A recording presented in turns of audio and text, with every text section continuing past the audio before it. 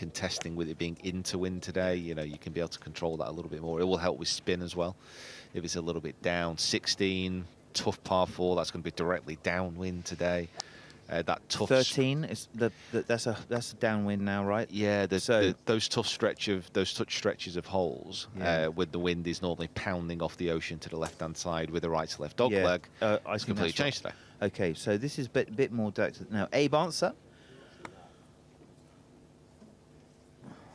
has picked up some amazing victories on the PGA Tour, and I'm now could see you wearing a bit of ombre men, Simon.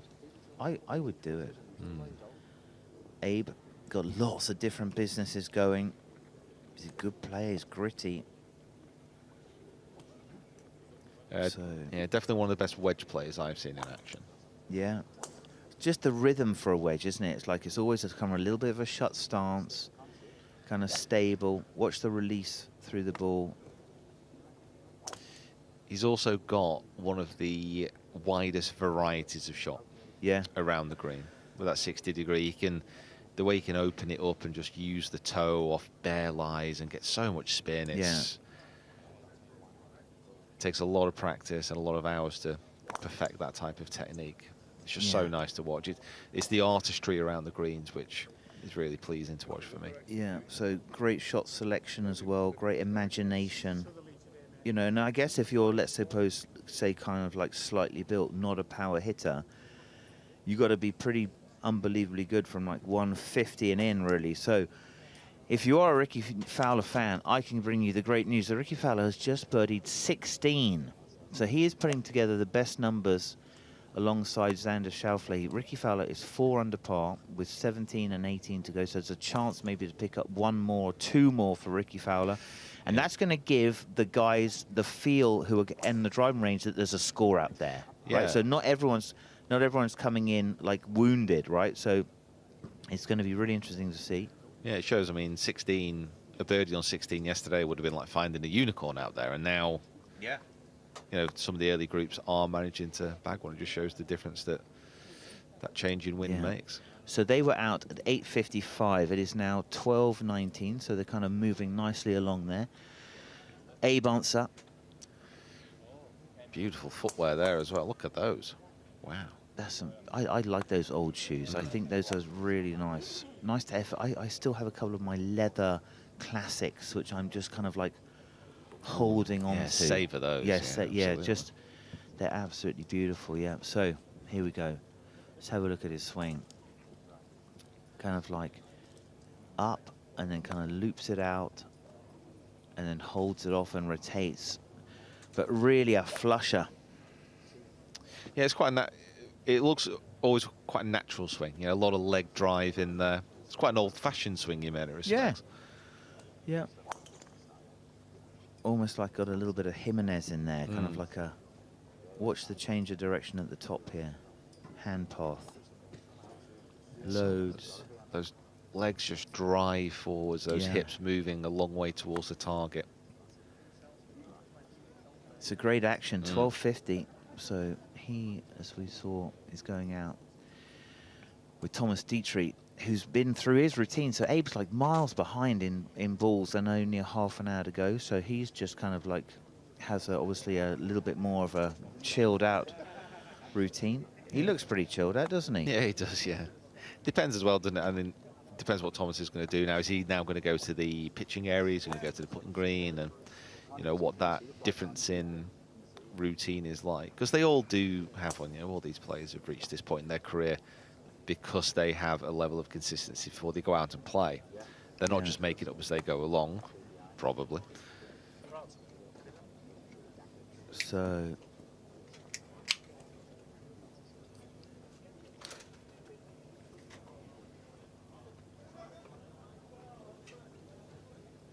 Okay, have a closer look at this. Nice balanced action. It's a full movement through. A little lower, a little longer, and a little bit more left. Just getting his glove organised, moving around. We've seen some guys come out with a winter glove, a rain glove this morning, and so you know that maybe go on both hands. Mickelson can often do that. Yeah, two gloving. Yeah, and it's interesting, like during a tournament week, the guys might go through 6 gloves, right? And so, especially on a rainy day, there'll be more gloves in the bag, and what they do is when that glove comes off, and maybe he's got another glove that's on the top of the bag, he's going to put that on, so he's just moving it through. He might have just been breaking that one Yeah, in breaking it in, just yeah. getting it ready. So, yeah, it's amazing, like a brand new glove. I mean, it's such a treat, right? A brand new glove feels amazing, but you just need to sort of make sure under tournament conditions that it's perfect. They just have a little bit of different variations in the final manufacture, and you might, you know, put one that's not quite the right thumb stitching for you, and you put that away, and that's going to go back to someone else, and then it could be perfect for them. So just tightness in the art areas, of the glove, that's so a little tighter, that glove there. These Titleist gloves as well, the Titleist Tour Player glove, they are like absolute gold dust to get hold of. They are. Yeah. They're beautiful, Cabretta leather. Normally with because Titleist Tour glove, they're not really sold in shops anymore, are they? Those you can only really get them off the tour van. Most of the Titleist gloves are FootJoy now. Yeah. FootJoy Tour gloves. So, yeah, they're really a premium, as with all things precious. So Abe just working through, finding form here. He's going to have to make some magic out there. Rickie Fowler will be showing them what's possible. He's on the 17th right now. He's 4 under par. He's birdied the 2nd, the 4th, the 12th, and the 16th. So going to be really interesting to see if he can just pull in one more, shoot 5 under, and sort of show the guys what's possible. So, Abe, as we pull out and have a closer look at the gallery that's accumulating here on the driving range. When Rory McIlroy arrived, absolutely the entire world came down to the driving range. You couldn't get anywhere near the place, and as soon as he walked off he went. Yeah, so that telltale sign of seats hitting the back, wasn't it? Pretty amazing scenes. The wind is shifting around, the flags for the first time going and showing a left to right wind. Well, it's been a pretty fascinating first kind of look at live on the range, and we're going to head back there in a few minutes.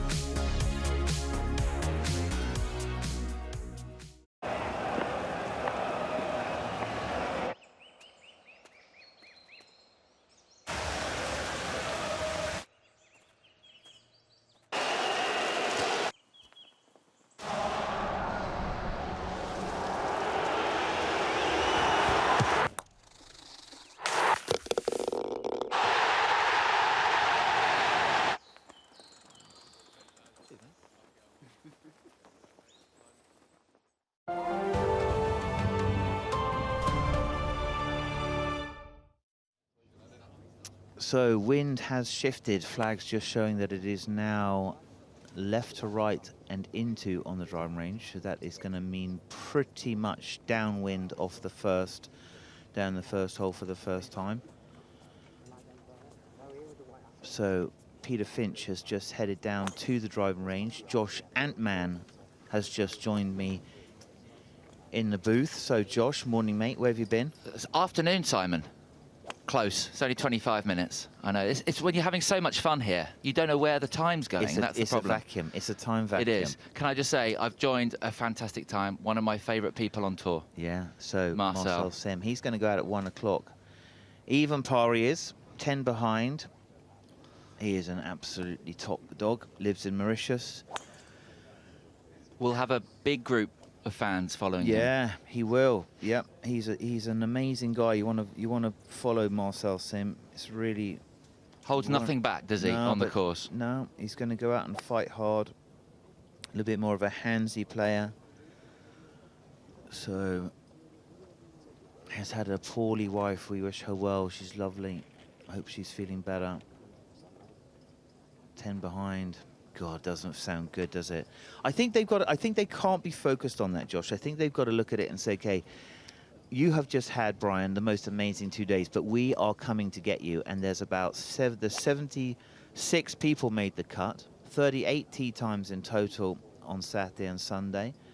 But Marcel kind of lost a bit of form, but man, he has come zooming back. Josh. The win earlier in the year was extremely special. I was very fortunate to chat to him for an hour a couple of days afterwards, and golf means so much to Marcel. It's hard to describe to everyone watching how much the sport means to him and how much he loves the game as well. He genuinely loves golf, the fans, and what it means to him and his family as well. Yeah, it does. I mean, he has been in some really difficult times, so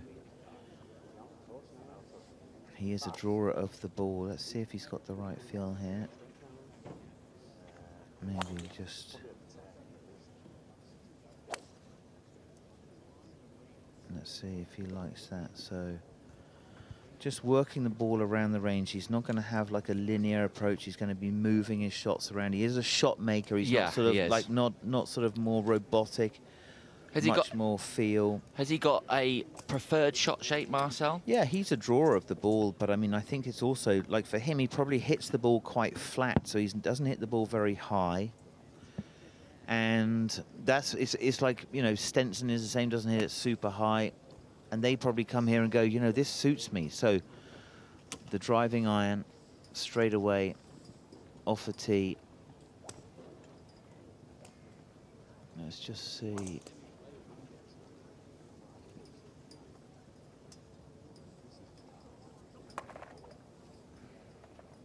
Do you think we're going to see a lot more drivers today because of the conditions, the very wet conditions we've had early on today? I think you'll have to take on driver. I think you'll have to take on some of the bunkers. I mean, here's your problem. Tommy Fleetwood's 5 behind, right?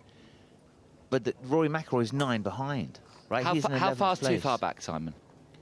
It depends on Brian. I mean, we don't know what Brian. If Brian shoots 3 under today and gets to 13, that could be it. He could have wiped out the guys, right? So he could almost make it to where they go, oh man, I'm 12 behind. Like, what's the point in this? So, but if he shows them a glimpse, I think Brian's first like 12 holes, if he holds that position, he doesn't give them much. So it's like, okay, now I'm 4 behind, now I'm 2 behind, now okay, now I've caught Brian.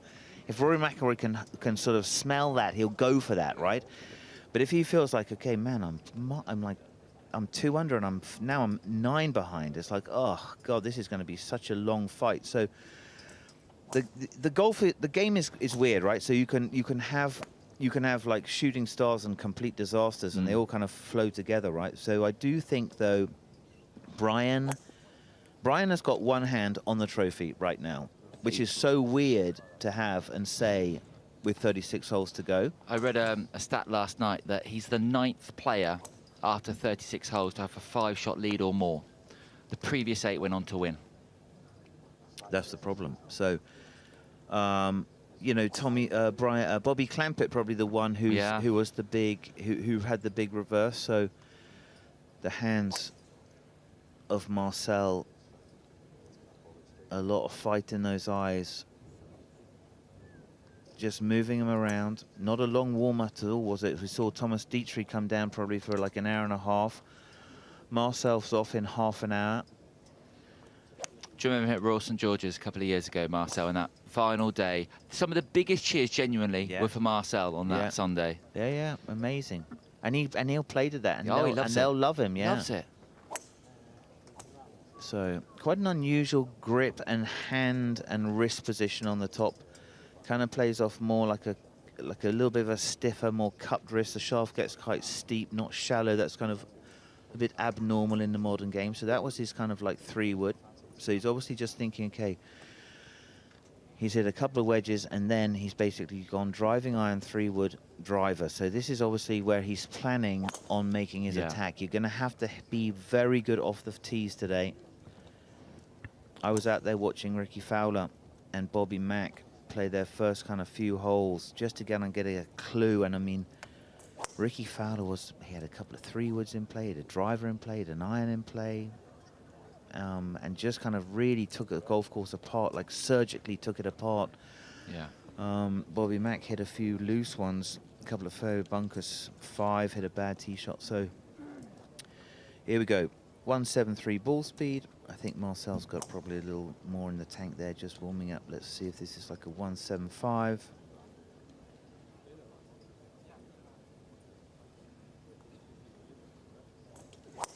Couple of looks. 173 again. Looking to see, was that what I wanted? How did the ball react? Do I have the right feeling today? You know what, I'm just looking at the leaderboard now. You wouldn't say there are any power hitters necessarily in that top 10. Brian Harman, definitely not. Tommy can put it out there, but he's not one of the longer hitters. Minwoo Lee, okay. He was like Shabanka Sharma, definitely isn't. No, so no, but I think that's what's nice about it, right? I mean, Schauffele isn't. So what you can see around a golf course like this is you can't overpower it. The bunkers stop you from overpowering it. The rough stops you from overpowering it. The longest guy on the golf course is probably our amateur friend. Yeah, Lamprecht. Right, he is 4 over par for the tournament. He's going to win the silver medal. Yeah, he made the cut, right? Brilliant. So congratulations to him. I'm glad he made the cut after that first day. I think that was a big thing. Yeah, it was a big thing, and he was fighting last night. I was with some of the RNA guys, and they were like, "Oh man, we were hoping that 1 or 2 of the amateurs would make it." But and it's great. It's great. It's an amazing Open. I mean, imagine for Christo winning the British Amateur and becoming the silver medalist. I mean, that's the stuff Tiger Woods used to do. So yeah. It's Alex Noren. Alex Noren. I spoke to him very briefly yesterday after his round. He was on the putting green with his coach, Matt Belsham. Yeah. And Matt's not here today. Matt's gone home. Right. But Alex was working incredibly hard on the putting green there. Yeah. He always works hard, Alex. Yeah, it's great. So he's playing with Marcel as yeah, well. Marcel heading off 25 minutes before they go. He is a crowd favourite, Marcel Siem. So let's see what he's got. Alex Noren just finishing off. Now, that is not Brian Harman in the background. It is Ricky Ponting. What a good time to join Alex, by the way. As he's leaving. So. Oh, dear. He's off to the putting green, I think. Yeah.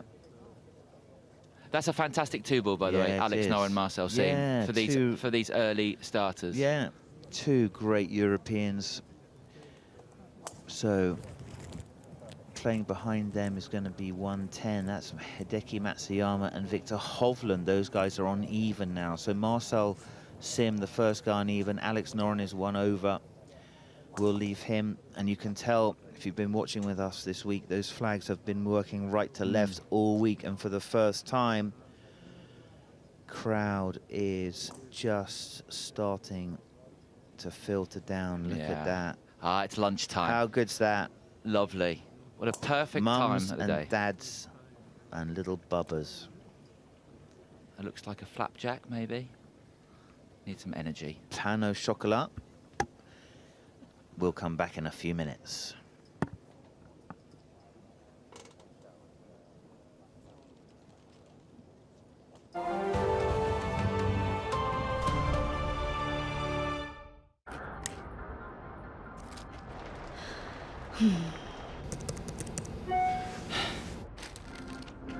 Doctors confirm golf is good for your physical and mental health. Oh.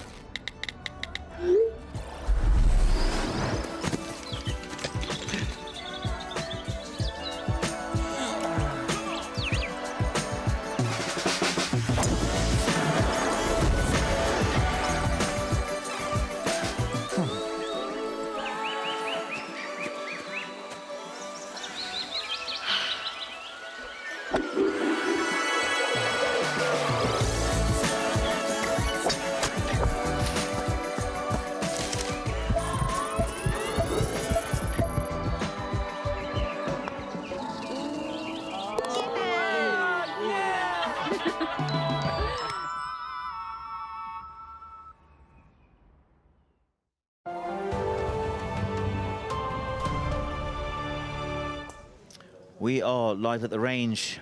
Our bird's eye view of the driving range. Guys coming down, getting ready for their third rounds at the 151st Open. And we have sort of been trying to uncover for you the driving range, which is kind of like the heartbeat of the golf course, heartbeat of the Open week. That's our dashboard. We've got 4 players in there. Tom Kim, Abe Answer, he's just on his way out. Mr. Barron, Mr. Bjork. So catching their stats to sort of bring together a deeper view, a closer view, more understanding for our viewers and also for you at home.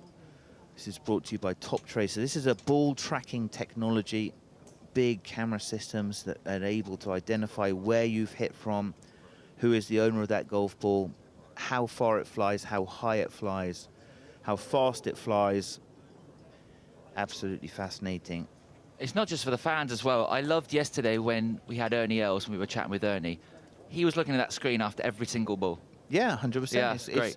It's really illuminating. So what you can see is okay, wow, I felt that went 220. It only went 200. So that means, wow, the wind has changed. So you get this very real way of gauging what's happening, what the conditions are doing versus what they normally do. Like, let's suppose you're in a dome. And we've obviously got lots of different camera systems. We can show you worm cam. My favourite cam, word cam. Worm cam's amazing. So here we go. Here we got some longest carries. Look at this. Watch the fireworks show. Fascinated at different kind of apexes as well, Simon, from these players. Oh yeah, Alexander Bjork. He was smashing some down there. We've got Alex Noren, Kurt Kitayama, Thomas Peters earlier. He was working with Peter Cowan. Ben on, and at 312, Mr. Barron, big shot, wasn't it? Big shot into the wind. Wind has changed, but look at that, that's beautiful. So here we go. Worm cam. Worm cam, it's one of the minions. I can actually speak to it. I don't do it a lot, but I can if I need to. So. Interesting, but it gives you a great view, a view that you've never had before of how the players look, how their swings look from... We don't see this angle, do we, of a player's finish of their swing? No, because it's very rare. Yeah, because it's dangerous. So you can see Abe Answer. So, yeah, I think the balls that maybe the guys are having a few chip shots just to see if they can get close to the minions, but they can't. Here we go. No, but amazing. It's in the last 2 years that the Live at the Range, I think, has really brought to life one of the buzziest, most dynamic places on the property, and so it's a great addition. Absolutely fantastic. If people ask me if they're going to their first major for whatever reason, and they say, what's the best thing to do? I always say, first thing to do, go to the range. It is, for me, for us working in TV, I love going to the range. I will stand there for an hour and watch as different players hit different shots. It's fascinating down there. It really is. Yeah. So, Tom Kim. Just to the right there, isn't he? Yeah. He's got a sore foot. Don't know if he twisted his ankle or something. It's a grade 1 tear of his ankle. So he found this out Thursday night, and he was unsure if he was going to play yesterday, Friday, and his team basically said, come on, basically play through the pain. Okay. How's he done that? And he turned it over. I'm not quite sure. Oh, it was, I think he slipped on the patio of his house where he's staying. Oh, how unlucky. So it was a complete accident, an absolute accident. Okay, well, we wish him a speedy recovery, but that does not sound good. So Tom, another one of those players who's even par, is playing with Alex Bjork from Sweden. I would like to say Tom Kim shot a 68 yesterday. Yeah. As well. Yeah. Quite incredible with just one bogey. Yeah. Yeah, I mean, can never forget. Like, for me, his real sort of arrival was that President's Cup. You remember that? Oh, loved it. Incredible. Yeah, played with Siwoo Kim on the Saturday. That last part on the Saturday night was brilliant. Yeah, it really an explosion onto the tour. Yeah, it was amazing. He was invited to play at the Wyndham as a sort of the lead young top player from Korea. and I think he made a quadruple on the first hole, and he sort of said to his caddy, he said, listen, I'm really sorry, I was just so nervous. He said, but don't worry. And he won by 4 or 5. But what a great thing to say, listen, I'm really sorry. Don't worry about that. I was so nervous on the first hole. Can you imagine that? So he's such a genuine guy as well, Tom. We had him on the iPod. We did, yeah. Just catching a little interview with him. So let's have a look at his swing. Kind of an interesting right arm position where he really gets that right arm kind of flying and back behind him, a position you don't really see anymore. So just working on some stretching there and moving around. Yeah, put a lot of pressure through hips, knees, ankles, just warming it up. Doesn't really look like he's got a swing that's going to injure him. Kind of rotated around, just stretching it out. Is it? I do that. Yeah. Oh yeah. As when you're one of the Spartans, you have quite a big stretching. You have great flexibility, Simon, don't you? Actually, mine is more like explasticity, which is sort of a combination of explosiveness and elasticity, which I think is a new word. I think it is a new word. It's a new word. Yeah. Here we go. So, lost balance on the way through there. So has he done his left ankle? I believe it's his. I believe it's his right ankle. Yeah. Okay. Well, the right ankle, to be honest, if you were to pick one, is the better of the two. Course, the left one would be much worse because it takes so much more rotational force. So, Tom, beware the injured golfer. Always. Oh. Exactly. Very true. Very true. So, Rickie Fowler, if you're a Rickie Fowler fan, has parred 17. He is 4 under par with 1 hole to play, the 18th. That is a par 5. And he could sort of send the field a bit of a move. Cantlay is also 4 under. Schauffele is 3 under. 3 big American superstars have made a move on moving day. So, Tom just working a little bit on some positional work on the backswing there. Let's just see the footwork here. Thinking he's the right foot sore. And he's just kind of stepping that through to take the pressure off it. So that is not at all anything like his normal follow through. So he's really having to adjust massively for this accident. He's got a tear in the right tendon, really in the foot, really unlucky. Look at this finish, Josh. Look at the right foot step through. So it feels as like he can't rotate on it. Have a look at this. Watch the right foot, guys. Like walks it through. No, he didn't do it there. So almost like a little Scheffler action, but the other way, just to take the pressure off. So we will wish him well. Going to be interesting to see Tom Kim off at 120. Now I'm hearing, George, if you're out there, that you're moving around. Where are you? Hello, Simon. Hello, George. Everyone. We've gone even further behind the scenes. I keep finding little sneaky passageways here at the Open Championship. Now, this is the back of the Players' Clubhouse. They can sneak out the side door and come prepare for their rounds of golf and post-round. How do they do that? Well, we've got the ice baths and private physios here. Pretty obvious what goes on in there. I'm not going to do an ice bath, Simon. Not going to happen. I do not like that. George, have you had an ice bath before at all? Yes. I used to play a lot of field hockey back in the day, and the team used to have to go through the ice bath after every game. Quick turnaround. So, yeah, haven't done one in a while, though. I saw Rasmus Højgaard and Moronk. They had ice bath last night after their round. Well, actually, Tommy Fleetwood had an ice bath before his round at home, before his first round. So it obviously worked. There you go. Maybe he'll be having one every night. And then we come down here and we've got the players' gym, and you can see in the distance the creche. The RNA are really good at looking after the families, so the parents can chuck the kids in there for a few hours if they want to go stomp the fairways and know that they're well taken care of. And then, look, I haven't done an ice bath in a while, but this is your domain, George. Come on. Certainly haven't been to the gym in a while either. So why don't you come have a look in here, guys? After you. Simon, do you know what one of these are? No, that's very strange. What are these? Oh, there's a water thing there. Okay. TV. Ask me anything you want. Ask me anything you want. So the players come in here, a lot of post-round stretching and then pre-round stretching and post-round workouts. They've got every bit of gizmos you can think of. Really high quality facility. You got the golf here, stretching it out. It's just unbelievable, isn't it? I think we found out strength training is just so important for golfers. You know, the science behind it now is that all of this, look, you can see just all the weights there. Yeah, it's so important for these players now. Mr. Hole-in-One. There he is. There he is, Travis Smythe. Yeah, just going Hole-in-one through. yesterday, Jim today, never stopping. No, never stopping.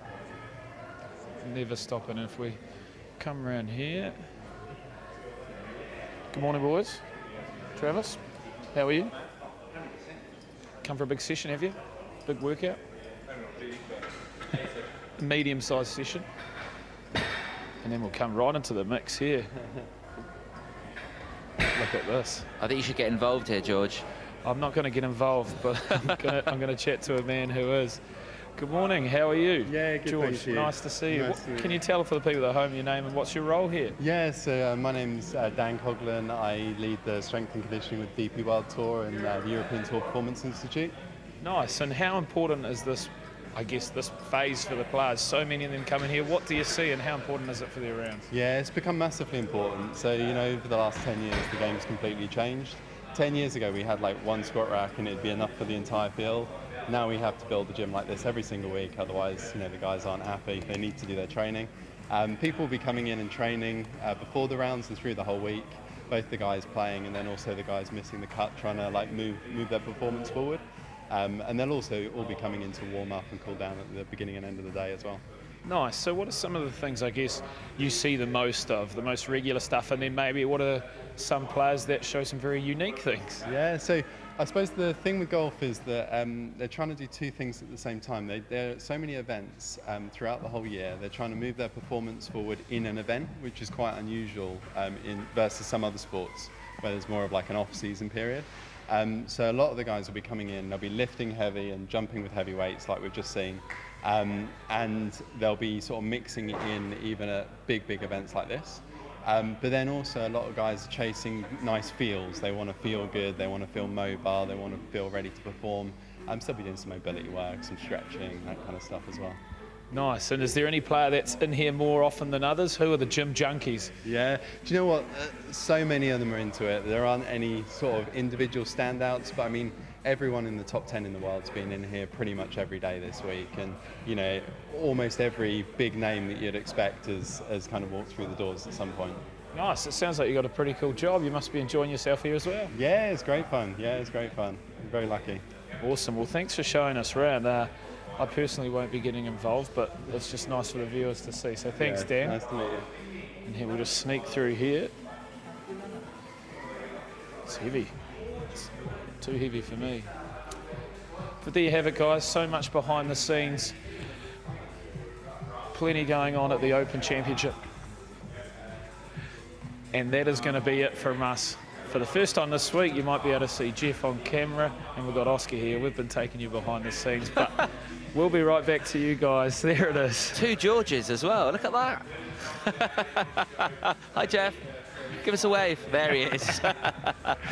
Fascinating insight that from George in the gym there as well. Now, I believe in the stands, we're going to find Di. The rain has stopped, Di. Who have you got with you? Well, there's a little bit of drizzle. Is everyone happy? Yay! Is this the best Open ever? Yay! Oh, you see, I've paid them well to do that, Josh. Did you like it? Can you hear me, Josh? I can't hear you, Di. Oh, yeah, aren't they love the it. best-looking crowd though Honestly, you've seen all week? Best-looking crowd today. Faces for television. My goodness, it's a great place to be. Josh, you were just talking about, you know, the best place to come when you come to an Open Championship, and it is. It's the grandstand behind the driving range, because these guys can watch the best swings in action, and they've travelled from far and wide. You've probably just come down the road, haven't you? Who's from Liverpool here? Who's from Liverpool? Are you lot? Where have you come from? San Diego. She's come from San Diego. My goodness, who are you here supporting? Matthew Jordan. Matthew, excellent. Oh, local lad, great stuff. Do you play golf yourself? I do. Yeah. And what's it like sat with this attractive bunch? Oh. Well, how do you guys know each other? oh, longtime friends. My husband over there. These are like all schoolmates. Oh, right great. here. So you've come over for the Open Championship? Yes. Yeah. Amazing. How are you finding it so far? Great. The weather was perfect yesterday I know. and the day before. It never rains in the northwest, does it? Never. Never. It really doesn't. Who are you watching today?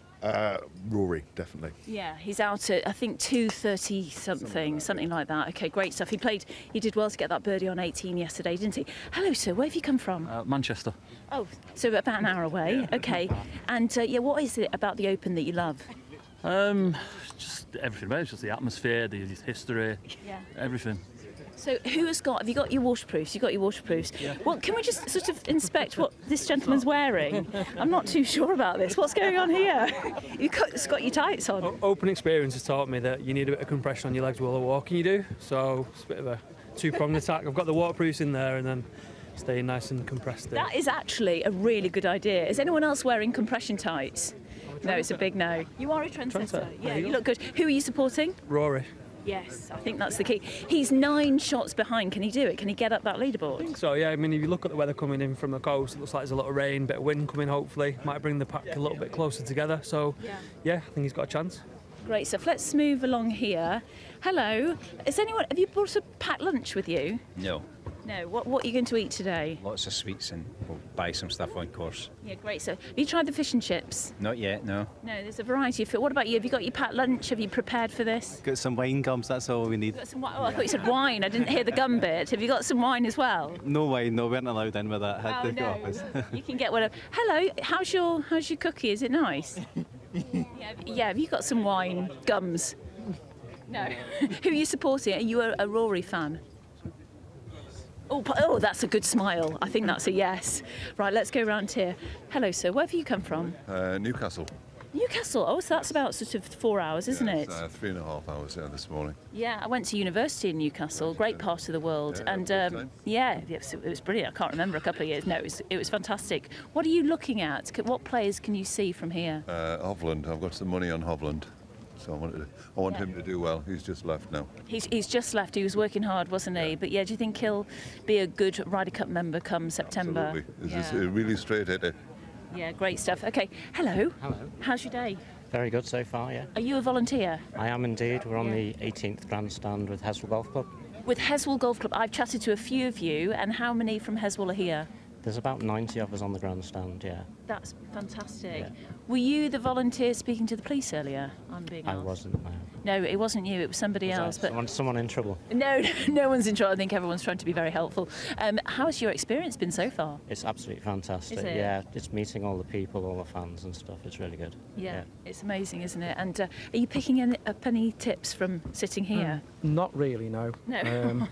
I'm trying to. I might absorb some of it, but who knows? Yeah, it's great. Who are you here to watch? Have you got any tee times? Hello, have you got any tee times you're going to be watching out for? Really, no. No, I will tell you a couple in a minute when someone tells me who's teeing off with Rory. I can't remember who's teeing off with Rory, but It's Max Homer. Hello, it's Max Homer. Thank you, Josh. What time is Rory's tee off? I believe it is 2:25. 2:25. Rory tees off with Max Homer. Will you be following Rory? We will be following Rory. Yeah, late drop. Yeah, great stuff. So he's 1 under par. He had a round of 1 under, didn't he? He was level on the first day. He won here in 2014. It was a wire-to-wire victory. He's going to have to get off to an early start, isn't he? He is indeed, yeah. Yeah. But he can do it. I think he's very focused. He won last week, so yeah, he can do it again. Well, he said it. Do you know the last player to win the Scottish Open and the Open back-to-back? There isn't any prize, but there's a cheer from everyone around. If you from the gallery in my ear. I heard Porrick Hampton. Phil Mickelson. Hello. Was it? Very well done. I'm going to get you a free cookie. Hey, they're all cheering. Woo, well done. It was. Can you do the year as well? No. What year was it? I was there. I remember you were so close to 2014, but a little less. It will be 2013. Yeah, it was a great victory. We saw Phil's been down here. Who's the one player that's not been on the range so far this week? He didn't make the cut, unfortunately. But John Daly, we never saw him down here. Obviously, previous winner, but he didn't bother coming to the range. What do you make of Brian Harman's round of golf yesterday, 65? Did you see any of it? I didn't see much, but it was incredible. Yeah. Had an eagle on the last hole on the 18th. Yeah, it was fantastic. Really good, wasn't it? He leads the Open. So Brian Harman leads the Open by 5 shots. Can you imagine in your wildest dreams what that would feel like? It'd be nerve-wracking to be 5 ahead and watching them chomping at your heels. How easy is it to drop shots in golf? Extraordinarily easy. Yeah. But Harman's a lefty, and it's a big advantage to be a lefty playing Hoylake. Are you a member here, or do you know this? You are a member. Yeah. Tell us why it's an advantage to be a lefty playing here. Because you have the wind in your face when you're playing the difficult holes instead of the wind on your back. Big advantage. Can he go on and win this? Very possibly, but I hope he doesn't. It's just so exciting, isn't it? But as long as he comes second to Matthew, it's fine. You want Matthew Jordan to win? Absolutely. Yeah. What about Tommy Fleetwood? Oh, that'll be fine. He can come second. You know, what a great one too. I mean, what an advert for the locality. It'd be brilliant. You've got to get off to a good start, though, haven't you? In any round of golf, patience and just try and plot your way around, play for the pars, and the birdies will come slowly. Well, I'm having a look. Thanks for chatting to me. Some people don't talk to me at all. So it's very nice, thank you. Can you imagine that? Really nice to meet you. Okay, we're going to. Could everyone do a big wave? We've got a big camera over there. After 3, 1, 2, 3. Hey! Here we are. Josh, can you see us? I can see. Of course, I could see. I don't know who wouldn't want to speak to you, Di. That never happens, Di. Well, there are many stories. That was brilliant to hear the fans there, Simon. The lefty, the guy who said, okay, the lefty's got an advantage and he's a local. That's interesting. Very I'm just interesting. thinking about that. You know, Mickelson always said, Bubba, they said they had an advantage at Augusta because the shots were a fade for them, not draw. So maybe there is something in there. I got to say, Peter Finch called the Harman victory a long time ago. I would like to say, Simon, that I came in here on Thursday, and you said, I hate giving you praise, Simon. You did say very early on, Brian Harman could win this. Yeah, I think you called it. Flat hitter, very, very flat hitter. It is just something. So let's see, Bland going to go out with Laurie Cantor, 2 Englishmen. Laurie Cantor kind of powerful, Bland more strategic. Looking over to the screen as well? Yeah, just looking at our dashboard, just matching it up, having a look to see how it carries, what the flights are, what the heights are. Richard Bland 1 under par. I walked with Richard on Wednesday for a couple of holes. New putter in the bag as well, which a few players got. It's the Adam Scott putter. Yeah.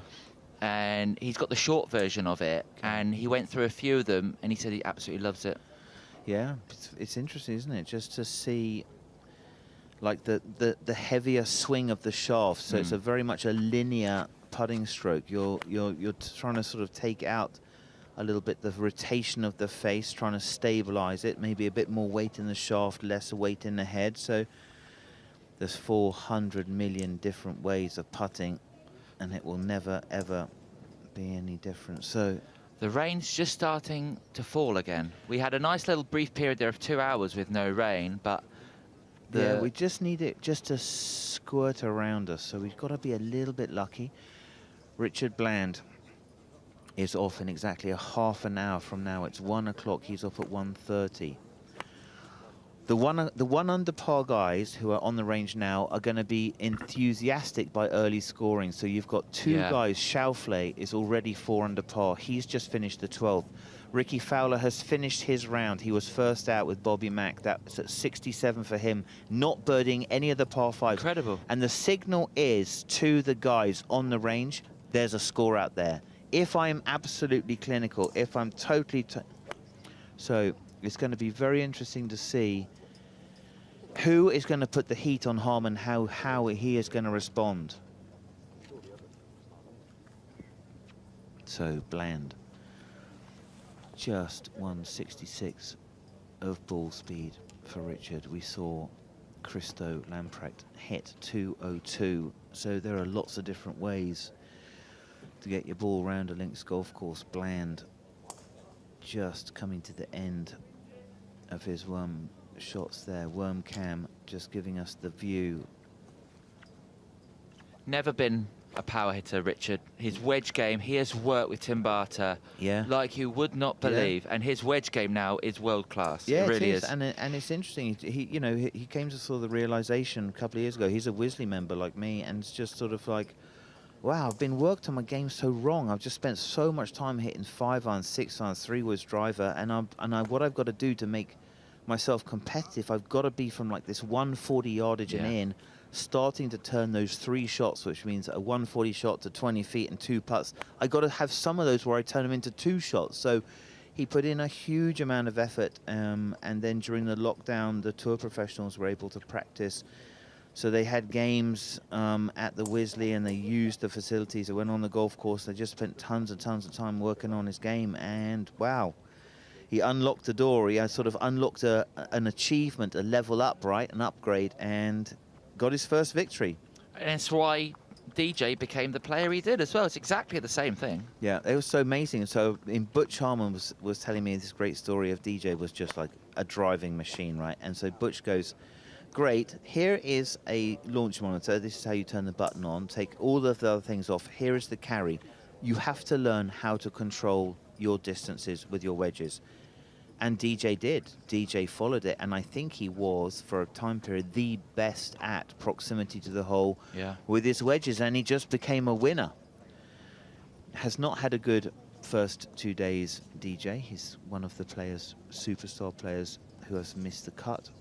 So we are here watching Richard Bland just working on putting a few balls into play. Guy Tilston, his caddy, one of the Tilston twins. Gary Tilston, the other, who is with Laurie Cantor. So let's have a look at Bland trying to complete the turn, load the backswing up, watch the turn back to the target, and then work through. So turn to the top, don't lift your arms to the top. Don't want the hands to get to the top. Great feeling if you're just stretching out is a really sort of commit to like a 90 degrees chest turn and see if you can hold, really show the target your full back, and then let it go. Like an elastic band stretch, you know. So yeah, always looking for little feels that we can learn from the tour players. Fairly neutral grip there for Richard. Yeah, Richard's playing off a really neutral club face, so not a guy who's going to put a lot of spin on the ball. And so a precise player. He is not going to overpower anything, but he is going to be much more like a chess player who's always in the right place. So just coming to 25 minutes before his tee time, he's going to have Laurie Cantor for company. So the Tilstons will be out together. Laurie Cantor with Mike Walker. Mike Walker has had a busy day and has had a busy week. The right-hand man. He was unbelievable in qualifying, Laurie Cantor. Won fourth call by 2 or 3 shots. Yeah. Shot 65 in his second round. Yeah. That's some going around Royal Porthcawl. That is a tough track. Yeah, super talented. Royal Porthcawl, heading down there on Monday. Oh, it's a senior open next week. Yeah, did a bit of training with some of the guys there. So Cantor just working on the sequencing, so trying not to get the hands kind of stuck too far behind him. When you're so long and the levers are long, it's easy to get the club late and kind of like grip first into the ball. You know, you go ripping through it and the shaft hasn't released out in front of you, and you grip first, open face. So let's have a look at it. A lot of bend over from the hips there. Chest is angled over, left shoulder's going to really load under. And then that kind of sawn off, very wide radius, kind of both arms really straight at the finish. He was a very good tennis player as well, Rory Cantor, as well, when Is he was that young. right? Played against Yeah. Andy Murray as well, Really? as a youngster, yeah. Oh man, the table tennis players, the table tennis rackets guys are so good, aren't Well, we they? had Marcel Siem earlier. So Marcel told me that in his career being on the DP World Tour, he has never, ever lost a game of table tennis. No. No. And I'm pretty sure he wasn't lying. I am almost certain Marcel... I can tell you, Mark Rowe had a game of table tennis with him, and Mark Rowe has got a very good hand-eye coordination. He was a gymnast and never got a point off him. Yeah. Forsbrand, and if you remember back in the days, if you're sort of my kind of age, like over 50, Anders Forsbrand was a very good golfer, and we were in the Dunlop Phoenix Players Hotel, and there was guys like Seve and all sorts of that era of guys, and there was a big table tennis kind of round robin, and Forsbrand was kind of persuaded to have a go, and I mean, he was on the Swedish junior team for table tennis. Was he? We never got. You couldn't get his serve back. It wasn't as though, was it a close game? No, it was rubbish. You never got his serve back.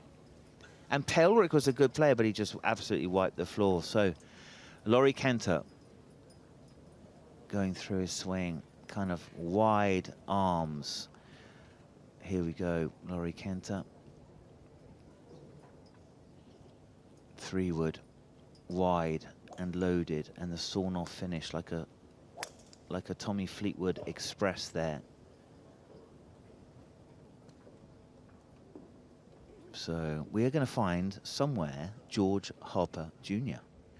Simon, I am down in the mix zone. This is where all the media get their chance to speak to the players after their round. And if we sneak in here, we've got none other than Rickie Fowler. 4 under today. Seriously good round, wasn't it, Simon? It was a great round. And I mean, I was out watching him with Bobby Mack early. He was very controlled, took lots and lots of different clubs off the tee, and looked as though he had a great kind of pace going. Interesting to see that 4 under with no birdies on any of the par 5s. And he's got 2 other guys out there. Schauffele is also at 4 under. He's got 5 to play. Patrick Cantlay 4 under. He's also done. So maybe the par 5s aren't as accessible because Cantlay also didn't birdie. No one's got any birdies on those par 5s, George. So maybe the par 5s have been kind of hidden out a little bit, or the guys just couldn't attack them. Yeah, or the bunkers are so hard they felt as though those were the holes not to attack. Yeah, maybe, but it's great to see him in the mix. There's so much interest in Rickie Fowler over the last wee while, so tremendous to see him playing well. And I think that, yeah, George, I think that victory that he had in Detroit was like, it was just like it was so relief, wasn't it, The weight, for him? you could see the weight come off his shoulders. Yeah, he didn't. His reaction after he holds the putt in the playoff was just like, has this huge monkey just come off my back here? So, wow, the work he has done with Butch Harman, just getting the club onto the plane a little bit better, tidying up the shots, and Butch has kind of given him a program to say, you have to do this amount of work. This amount of work is not going to improve you. You have to do this amount of work. Focus on it. Let's get this going. So for Rickie Fowler, absolutely validated all of the decisions he's been making, and we're really happy about that. Yeah, he's looking cool, he's looking calm, and you can see that he's back. His swag's back, the media are loving him. He's just enjoying his golf once again, and I think once you start enjoying it again, the scores work itself out, don't they? Well, I think that it's the confidence in what you're doing. So I think the system goes like, if you lose your confidence, it's because you've no trust in what you're doing, right? So you have to do something different. Then you have to trust it, and then the confidence is the thing that, okay, if I do this, this happens, and it kind of works in that sequence. And you can't really miss that. You can't miss a piece. So you just really do have to grind it out of the dirt.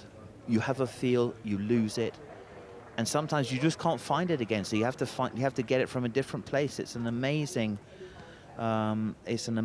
complex process to perform under pressure at the top level.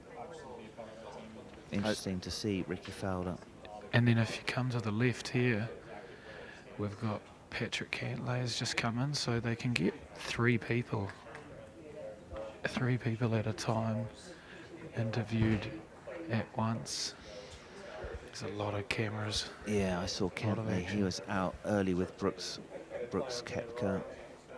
And then I saw Christo Lamprecht absolutely destroy one down the first hole. So the first bit of play, it was raining pretty hard there, but it's great to see 2 lead American players, smiles on their faces and some success. And I would say those 2 players in there at the moment, we will see at Marco Simone, I would think, in a couple of months. Yeah, I think that's right. So that's a great viewpoint, George. Thanks for taking us in there. Simon, you got any questions for Rickie? Hey, Rickie. Tell us about your backswing work you're doing. The drill that he's got, it's fascinating, right? Like all of those slow drills, like the placing of the club and like the eyes closed, placing of the club, kind of see it and feel it. I love all that stuff. It's fair to say you love golf, eh? Probably guilty of that, yeah. All right, George, we'll see you in a bit, mate. And maybe when you come back, I might have the man of the moment. All right. That'd be lovely. Yeah, great little snapshots, great little nuggets. So interesting to see Rickie Fowler. So, I mean, the thing about it is, though, for Rickie Fowler, he's come in, he's had an amazing day. He's 9 back. Yeah. Cantlay's come in, he's had an amazing day. He's 9 back. So, all sorts of different. Now, here's a view of the chipping green. This is one of my favourite areas on the course Yeah, so you learn far a this lot week. by this. This is fantastic It's area. an amazing sight as well, It isn't really it? is. Because it really does reflect. Look at the face. That's a vertical, revetted face. You can see someone's hit a club into there. There's like a bullet hole in the face there, just above that chap's head. See, that must have been where a ball did not come out. Is that? Could that be a camera, possibly? Oh, I don't know. I think I had a look at that. It looks as though someone's had someone's got. Someone's had a good go there. Yeah. I was down there it was Monday or Tuesday, and I just stood behind Jordan Spieth for 10 minutes.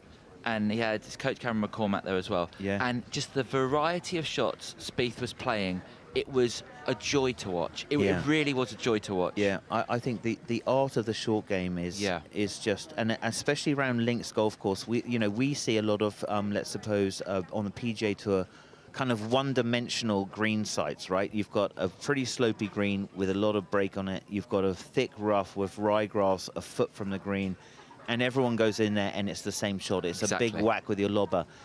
Here you've got guys hitting hybrids, putts, chip and runs, pitching it all the way, trying to take the break out. It really does, on links golf courses, have every single shot variety. So, live at the chipping green. That possibly looks like Max Homer down there on the chipping green, I think there. I just noticed, I think he was putting there from quite a way off the green. So just as you said, Simon, there's so many different... That's the great thing about links golf. Yeah, you want to keep the ball on the ground. If you're going to keep the ball on the ground, 6 irons, putts. So he's been down there. George, where are you, mate? Here we go. Well, we're just down here getting ready for Rickie Fowler, and look who it is. Our mate, Mr. McIlroy, Michael Bennett, his coach, and Harry Diamond. The big trio. Moving day at the Open. What's this guy going to do today? Here he goes. Team McIlroy. Very focused. And with an enormous prize at the end of the day. I mean, what's missing on Rory McIlroy's to-do list, shopping list? Major victories. If you'd have said in 2014 the last one, George, what do you think about that? Yeah, it's mental. Last one, absolutely right? mental. No chance. You can't believe it. And it would be a fairy tale story, a big roundabout story, wouldn't it, if he was to come back and get it done right here since the drought started. It's so hard to comprehend how long it's been. I'm not sure you guys noticed, but we interviewed Rory a lot on day one. He's wearing the same blush trousers. Remember those nice little pink pants? Yes. Maybe that's a sign. That's a sign. There we go. I think you might be pulling... Yeah, we'll go with that. But well, the washing machine's broken. One of the two. But yeah, it is amazing that he hasn't quite got over the line of the majors. And what's he got to shoot, George? What do you think he's got to shoot? What's your number? Pick a number for Rory McIlroy. A number that he can get. How close has he got to be to Harman to put the heat on him? realistically, the conditions out here are fantastic now. The rain's gone. We'll talk to Rickie Fowler about that in a moment. He got the worst of it early, but then since there it's really docile. There's not a lot of wind, so in terms of a moving day at the moment, conditions are great to score. I don't think we need Rory to go out there and shoot a 63, 64. He just needs to get back in the mix, and I think if he can go 4 or 5 under, much like Rickie Fowler, it only takes Brian Harman to go 1 over, maybe 1 or 2 over, and he's right back in the mix. Yeah. It is. It's a lot less than what Brian Harman does. I mean, Brian. So if Brian Harman shoots 3 under today, thanks for coming, everyone. Arrivederci. Yeah. Right. Arrivederci. So, yeah, it's amazing. You know, you've almost like everyone's going to be looking to see how he starts, Brian Harman. The start of the golf course is quite hard. If he's nervous, we might see some of that. So. It sounds horrible, but how many punters around the world are watching the coverage, hoping Brian Harman pulls back a little bit? Yeah. Yeah, I think that's okay. You know, it's the competition. You've got your favourite guy. So Rory McIlroy, right now it is 13-17. So Rory McIlroy is off at 225. He's on the putting green, George. How fast can you make it there? How fast can I make it to the putting green? Yeah. Oh, I can get there pretty quick. Okay, well, let's see it. I'm seriously quick. We'll come back to you once you get there, George. Rory going through an instant setup. So a little putting reminder there. See Rory use this quite a lot here. What does it do, Simon? So all it's doing is just getting your optics sorted out. So what they'll do, so Harry is just figuring out, is this the straight putt? So he might just hit a couple of loose ones here just to see if the roll of the ball is dead straight. Or maybe someone put a chalk line there earlier. So that's a little bit of, there's a little bit of left to right in there. So what Rory's going to do is he's just going to get tuned in, right? So it's just a case of like really getting your optics sorted out. It's amazing. Rory McIlroy has got really bad eyesight, right? I mean, if you will see it, yeah, terrible. If you see him with glasses, I mean, they are like the proper Coke bottles, right? And so he's got contact lenses, and I don't think personally that he sees the green, the slopes that well, personally. So it's going to be interesting. I mean, Tiger was amazing in reading the greens. Yeah. He saw stuff that, you know, like it was like a magician with that. So Brad Faxon, though, has definitely improved Rory's putting. Brad Faxon is like a putting whisperer, because a lot of the guys who are putting coaches make it sound like, okay, you have to do these 60 changes to get any good at this, right? And then you just think, oh my God, I can't take that on board. I just don't have enough time. Brad Faxon goes, like Cameron Smith, enjoy it, roll the ball, watch it move around, free it up. What about put the line? No, don't put the line down. You're not good at putting, none of us are putting the line down properly anyway, right? It's really hard to do. So for Rory, this is just a drill. So from quite close, is that 6 or 7 feet? And he'll just repeat it over there. He might spend 15 minutes hitting this. And all he's doing is just getting used to getting the posture to correct. So the mirror has a line on it, and that helps him line up the line on his putter. And then it's just a case of getting the speed. So you know you've done the aim, right? It's a combination of aim and speed. So you know you've done the aim with the mirror. That's helping you. And now it's just a case of, okay, can I roll the ball? Do I have the rhythm? Is my stroke coming from the right place?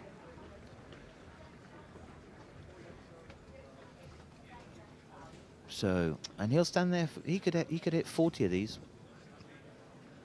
Yeah, he won't miss any.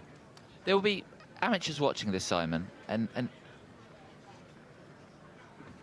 going to come back to you, Simon, in a minute. We're going to leave Rory there, and we're going to join him in a few moments' time.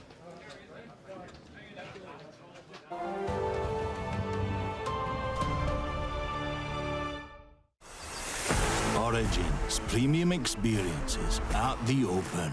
The ultimate way to experience golf's original championship. Enjoy unparalleled on-course views as the world's best golfers take on the challenge of the links. With over 10 hours of world-class action, mouth-watering food and complimentary drinks, guests can soak up the nail-biting atmosphere like never before.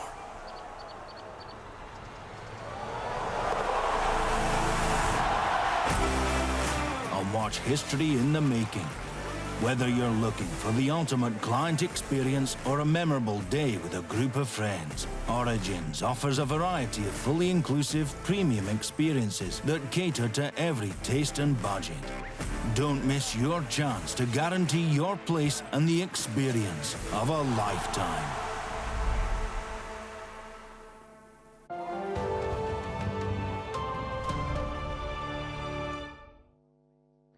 Rickie, you've just done a big media loop. That must have mean you played pretty well. I played better than the first 2 days. Yeah, nice solid round. You know, would have been nice to get a couple more to get a little further up the board, but made some good par saves. Definitely one on the first to get things kind of started. Tough conditions this morning, but yeah, solid 4 under, and about to head to the range, see if we can get things cleaned up to get the swing feeling better for tomorrow.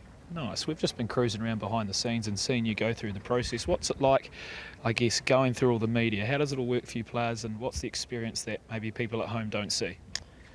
Well, usually depending on how many stops you have and the amount of time that you may spend in the media, usually the more stops and the longer you spend, it means it's a good thing, unless you did something horribly wrong, maybe off the golf course. So no, I've always enjoyed it, because there's been plenty of times, especially in the last couple of years, where there might not be very many people waiting to talk to me. So yeah, I always enjoy it, especially when the media can do a great job of telling good stories and kind of writing about or what's going on and how guys are doing. So yeah, more time spent with them is usually a good thing. Oh, fantastic. Well, I'll keep you a bit longer then. But one thing you did have to endure today was some horrible weather at the start, but then it cleared for you nicely, didn't it? Yeah, I mean, it wasn't too bad.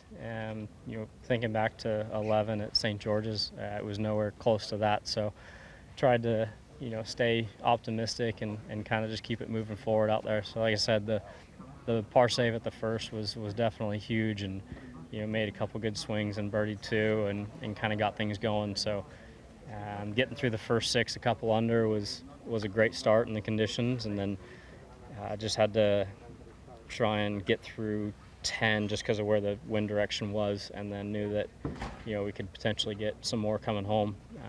Left some out there, but great par save on 17, and ultimately a nice day.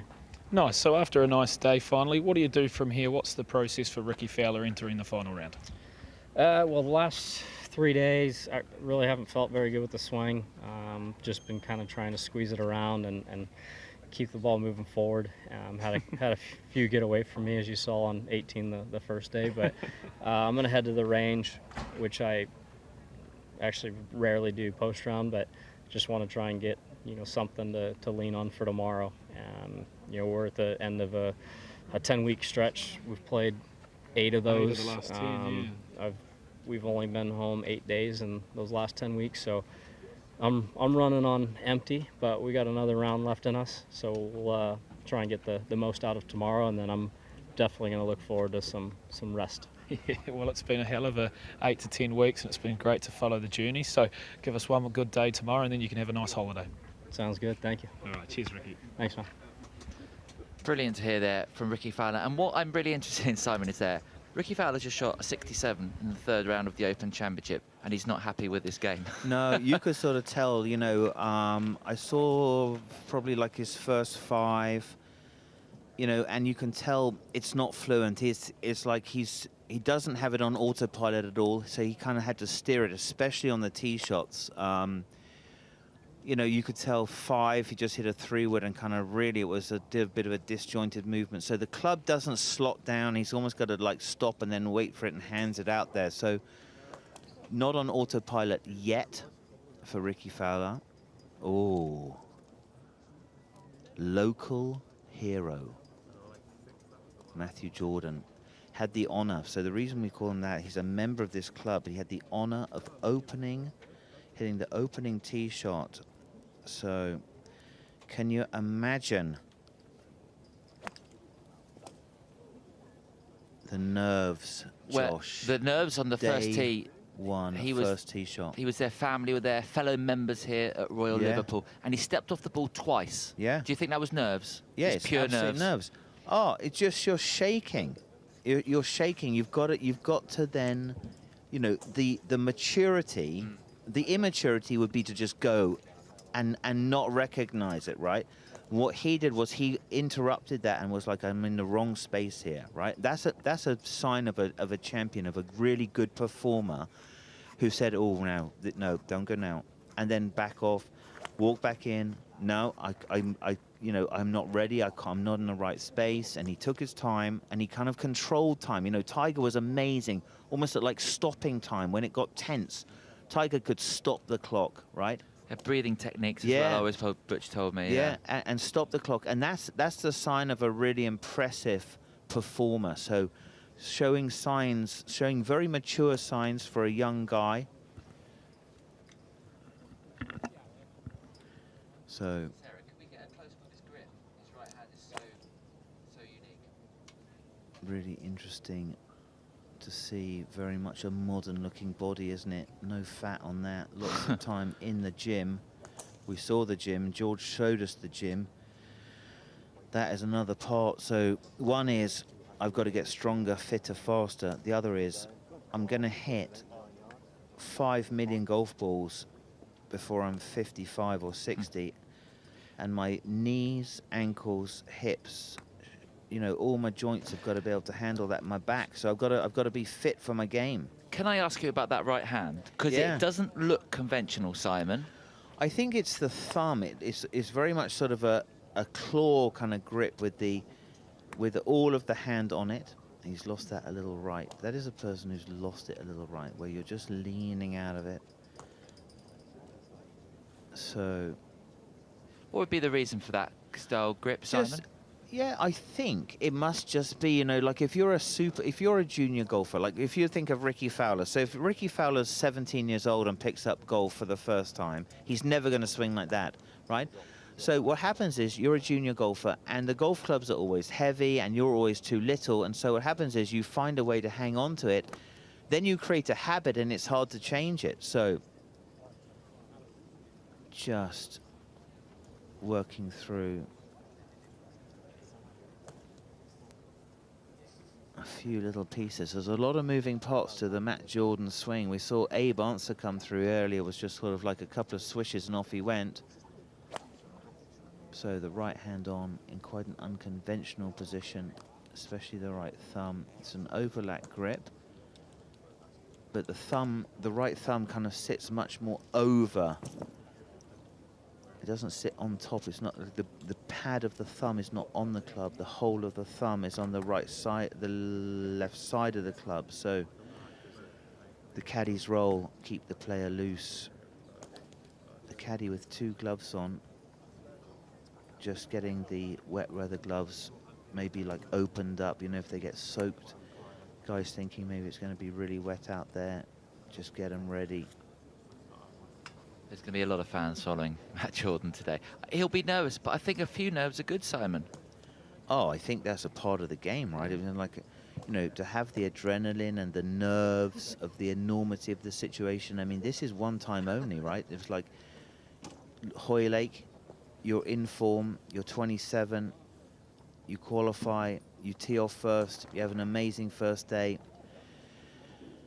Is this an all-weather glove, Simon, he's put on? Yeah, these are just all-weather gloves, and they're great. They actually, you need it to be wet for it to work. They're kind of cool. I often use those double gloves. I have problems with my hands. Really, like, find that difficult. So, going to play with Stuart Sink. That's good, isn't it? 2:05. So in 25 minutes. So, just getting used to that. Matt shot a 62 off the membership championship tees here a few weeks ago at Royal Liverpool. Yeah, I mean, the thing about it is, though, I do think that's an advantage because, like, massive. You know, he's seen every number. You know the pins. You know where to be. It's different because there's like, you know, 500,000 people just descended on your golf course, and all of us. So it's not the same.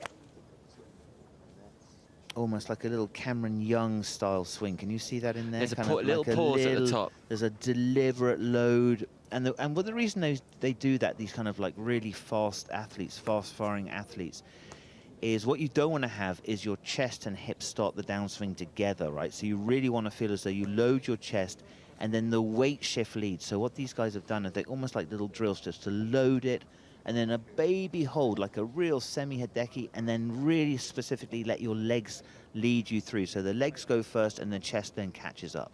A semi-Hideki. We're going to call it that from now on.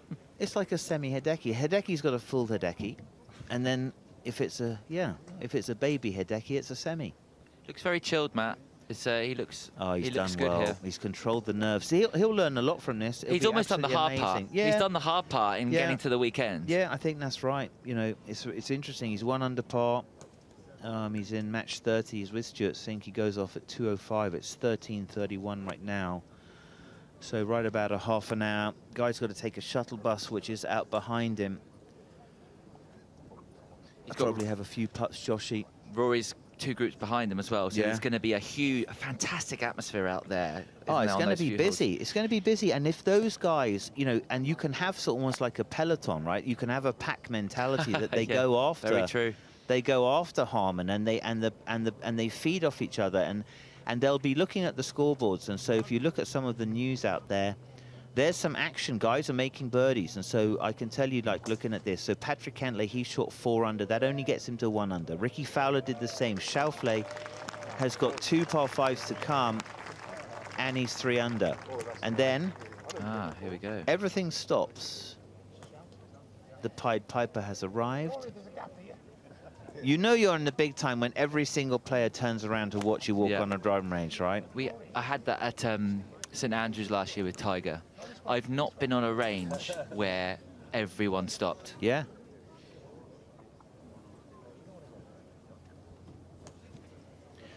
So we'll allow Rory just to get himself organised, his little station there up on the right side, and we will find somewhere George. Look who I've found. Tony Bellew, welcome back to the Open. You played here in the Celebrity Challenge not long ago, and now you're here to watch. How excited are you to be here? Unbelievable. Just watching it on TV for the last few days has been a little bit surreal, because I was thinking, I played that shot, I was on that hole, I've hit a drive like them. Can't believe I still got away with it. But to be here and watch these absolute icons and legends up close, it's amazing. We were just talking off air about Tommy Fleetwood, the local lad. You, as a local lad, what would it mean to see Tommy go well today? Oh, I mean, to support him massively and get behind him. Every Scouser is right there with him. We're urging him on to get through. It's even better that he's an Everton fan. So, yeah, I'm so happy to see him, and I'll be urging him on today. Come on, Tommy. We know you've got a great score in you, and let's set it up nice for tomorrow. Being a boxer, what is it about golf that you love? It's very different to the sport that you've made a profession out of. It is, but I like the fact that it's you against you. And boxing is very similar. Boxing is, I'd say, 60% mental, 40% physical. And I'm not going to lie, I think this game is 70% mental, 30% physical. Yeah. It's just a mental mind bomb, if I'm going to say it. I was going to use a different word, but I'll stay away from that. But yeah, it's an amazing game. It's the most exceptional game I've ever taken up in my life. Wow. I love it. I just absolutely love it. The bug has well and truly got me, and I'm just in awe of these players, of how calm they are. That first tee with that driver, they weren't telling the fans to move to the left like I was. They were just like, watch this go. And I think they're just amazing. Oh, nice. Well, we're behind the scenes now. You get to see a few of your favourite stars roaming around. It must be pretty cool to have this sort of access and see some of your heroes. Yeah, it is. I say a couple of players have come over to me and said, "Oh, we're boxing fans, thank you very much." And I'm just like, "Oh, really?" I just don't know what to say. So I'm more in awe of just watching them. I say the putting strokes. I've just watched Rory McIlroy put a ball from about 10 yards, 10 balls, 10 went in the hole. Wow. Then he went to a putt that was about 30 feet. It sank one in, so he'd done 11 on a row, and then the 12th one missed by like that much, and it was 30 feet. Okay. And I was just like, wow. So guys, we've just got our inside scoop that apparently Rory's putter is red hot. How low can he go today? Wow. I think he's got it in him to go maybe 4 or 5 under. He's got that kind of game in him. I think a few of them have, the likes of Rory, the likes of Tommy. I've got to give Harman his due. Wow, he's just been at it. He really, really has, and you can only give someone credit for doing that. But I think, from what I'm gathering, this is his first time really under a huge amount of pressure. And will he buckle or will he crumble under that? I don't know, but I've got to give him so much credit for where he is now so far. They say good things come in small packages. Well, he is the ultimate thing that's coming. That's well said. Well, Tony, thank you very much for your time. Go out there and enjoy the golf. Go support your boy Tommy and we'll see what happens. Fingers crossed. Come on, Tommy. He mentioned it. Rory's putter's hot, so we might go try find Rory. Thanks, George. Yeah, former WBC cruiserweight champion Tony Bellew. He said there, Simon, he's got the golf bug. That's an understatement. Tony absolutely adores golf now. Yeah, there's so many of those guys. Ricky Ponting we saw earlier, he's exactly the same. So I think they're such competitive people, right? And their home sport, it is so difficult for them to do. So, you know, Ricky Ponting can't just go and have a game of cricket. It's impossible. He can play golf, you know. Yeah. And he used to go and play golf around the world with his lovely mate Shane Warne, so sadly missed, right? Yeah. And I mean, all of those guys, they show up at the Dunhill, they show their best mates with all the pros, they love the game. It's such a crucial part to have that crossover to support, bring a lot of young kids from all sorts of different sports across to golf. Crucial. So, hopes. High hopes, Rory McIlroy. Are we calling those trousers light salmon? Do you know what? I think, is it not? I can't remember what it was like. Blush pink. I know I did. What did he say? Was it like a crushed? Was it a crushed salmon or? Dusty coral. pink. Was it something? He had some. Sounds pretty complicated. I'm not so good on my Pantones as you are, Josh. Yeah. He looks strong, Rory McIlroy, doesn't he? He looks fit and he looks strong. Let me ask you, Simon, what's Michael Bannon saying here, if anything, to Rory? I think Michael will just sort of sit there. If Rory wants to talk to Michael, Michael's there. I think Rory's going to just... You just want feedback, and Michael's going to just sort of stay in the background. I think Harry's stay in the background. Rory's mind is going to be whirring, right? There's going to be a ton of stuff doing. He'll be looking at the scores. He'll have seen, okay, like when no one's, like Rahm is the only guy kind of doing any damage at all on the par 5. So the par 5s must be playing tough. So we need to find out what's going on with that. And then, you know, where are my scoring opportunities? You know, where have I got to hit? Where have I got to be patient? So what's the course give me? Harry will have been talking about with some of the other caddies who've already come in. How was it? What do you think? But those are a pair of shoes. That's some action. I love those. Wow. I don't think you can pull those off, Simon. You know what, though? You'd have to be seriously damn good to have a pair of shoes like that, wouldn't you? Yeah, like, exactly. That's also with those snazzy belts. But anyway, so so there are there's some action, you know, some really strong players. Cameron Smith is 3 under par. Schauffele is 3 under today. Rahm, 3 under. So that's going to send a message to Rory, okay, there's a score out there. You know what? Looking at these scores, I have a feeling for Rory today now. Because it's obviously playing easy in the first 2 days. It's going to be softer because of the rain as well. His win here in 2014, all the crowds following him. I just have a feeling today, Simon. I love that, and I hope that you are right, Josh. And Rory's form, tee to green, I think was quite stable, wasn't it? There weren't too many errors. Probably there were some quite big slices off the tee that you don't want to take that out there. His scrambling was excellent yesterday. It was brilliant. And scrambling's a crucial part of it. You know, like Rickie Fowler's round's got no bogeys in it, right? Cantlay, no bogeys. So you need to be able to just, you know, tidy up any of your mistakes. And the rough will be wetter and more difficult.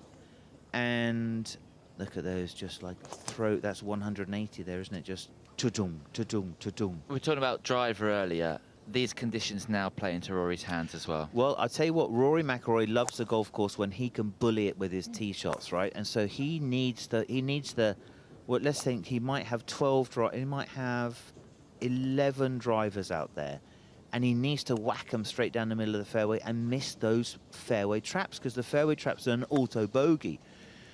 And even the green side traps are pretty hard to navigate. The sand will be wetter, and they won't have had much time to get used to that. Yeah, so there's all sorts of varying factors. And so when you're coming here and when you're talking with the coaches and when you're talking with the caddies, you're trying to form a strategy. Like, how do I have to play this week to get a victory? You know, and the top 5 is of no interest to Rory McIlroy, so the magic of that hip rotation, amazing. So Rory just looking down at his launch monitor. What he'll be doing is just going to be looking at that ball speed. Was that the ball speed that I wanted? Am I on form? Is my engine or all the gears running at exactly the right speed? He's got to for Rory, I think Max Homa's a great playing partner for Rory because they both know each other really well. Max is one of the nice guys on tour. I think Rory can just go out there and play his natural game. Yeah, and I think, you know, the chasing pack, who's in the chasing pack? Cameron Young, Spieth, Homa, McIlroy, definitely.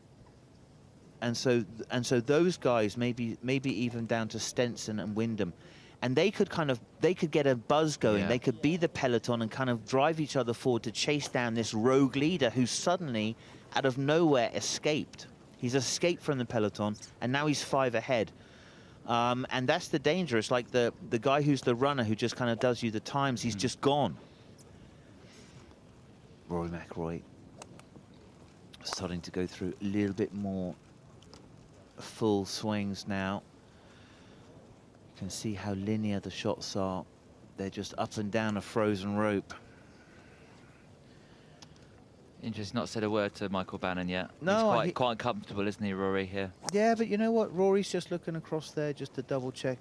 So our data is not normalized, so it's just a case of, okay, here is exactly how it's working. So a lot of times the launch monitors will have as if you're in a dome, and then there's a difference between being in a dome and then the actual conditions. So he doesn't need any chat, and the team knows. It's like, leave the man alone, just working. Do you think Rory enjoys being the chaser rather than one being chased? Oh, that's a great point, Josh. I think that right now he's not under any tension, Rory McIlroy, right? So because Brian Harman's gone.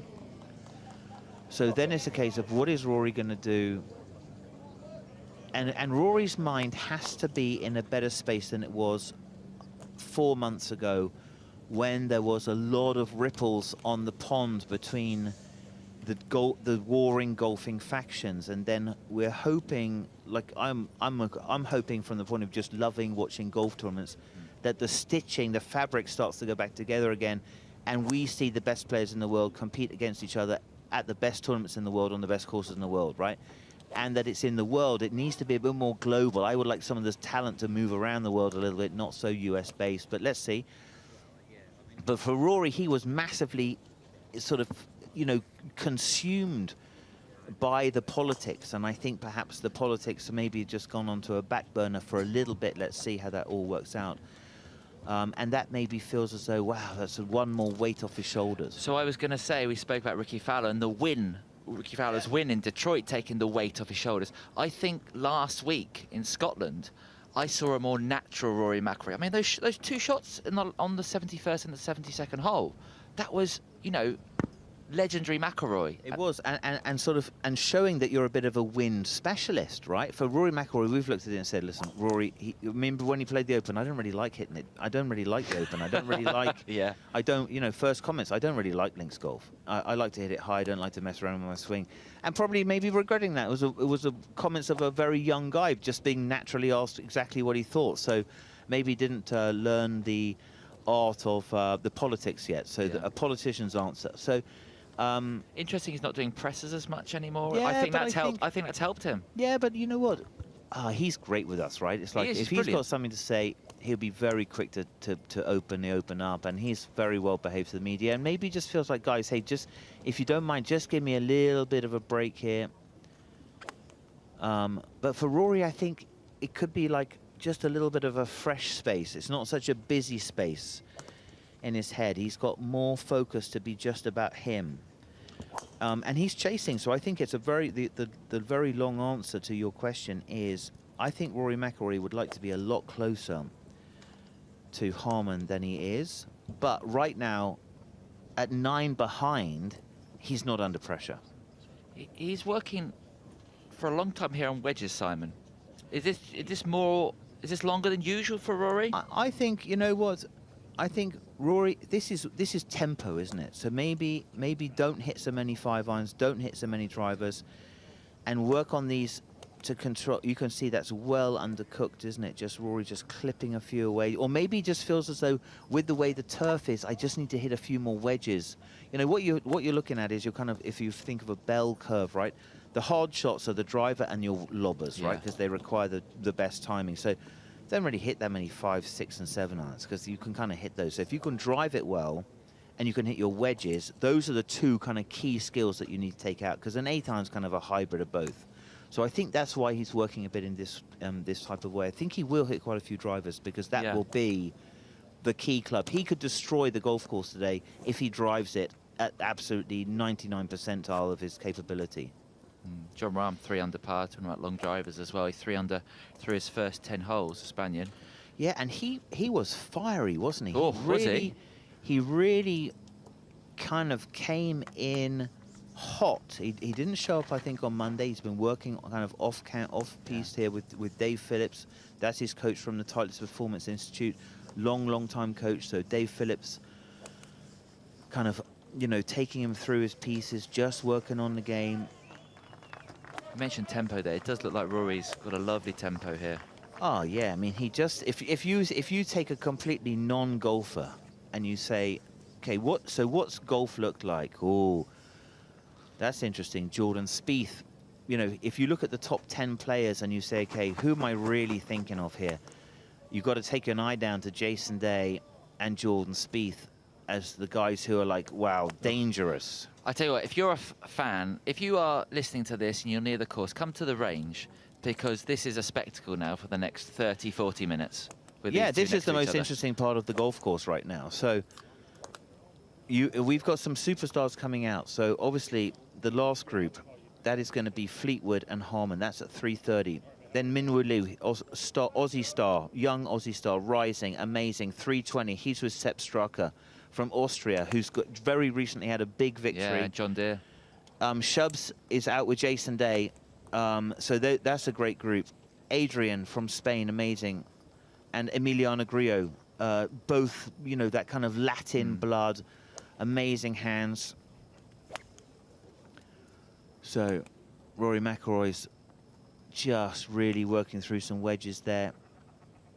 Be interested to see when Rory eventually does get to driver in this wind, where he is compared to the guys who have hit it longest so far today. Yeah, I think Rory's kind of been cruising in right around like a 325 to 330 carry, right? So I mean that's pretty pumped up, isn't it? So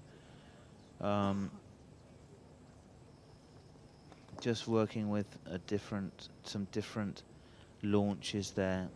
Highest wedge so far, 122 feet. Yeah, that's the peak apex, and lowest 62. So just like, I mean, amazing, right? So just kind of working through all of those.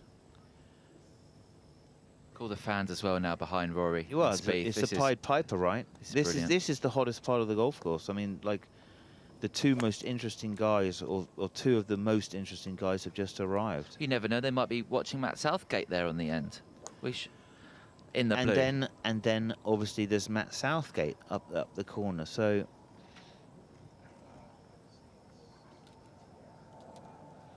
Rory just going through the bag. Now I think he's moved off of the wedges. Could be a 180 carry, 183. Yeah, that's an 8-iron. 8-iron, yeah. 8-iron. Yeah, very powerful. So we're going to leave Rory and Jordan Spieth, who's been there just for a couple of minutes, and we'll come back in a few moments' time.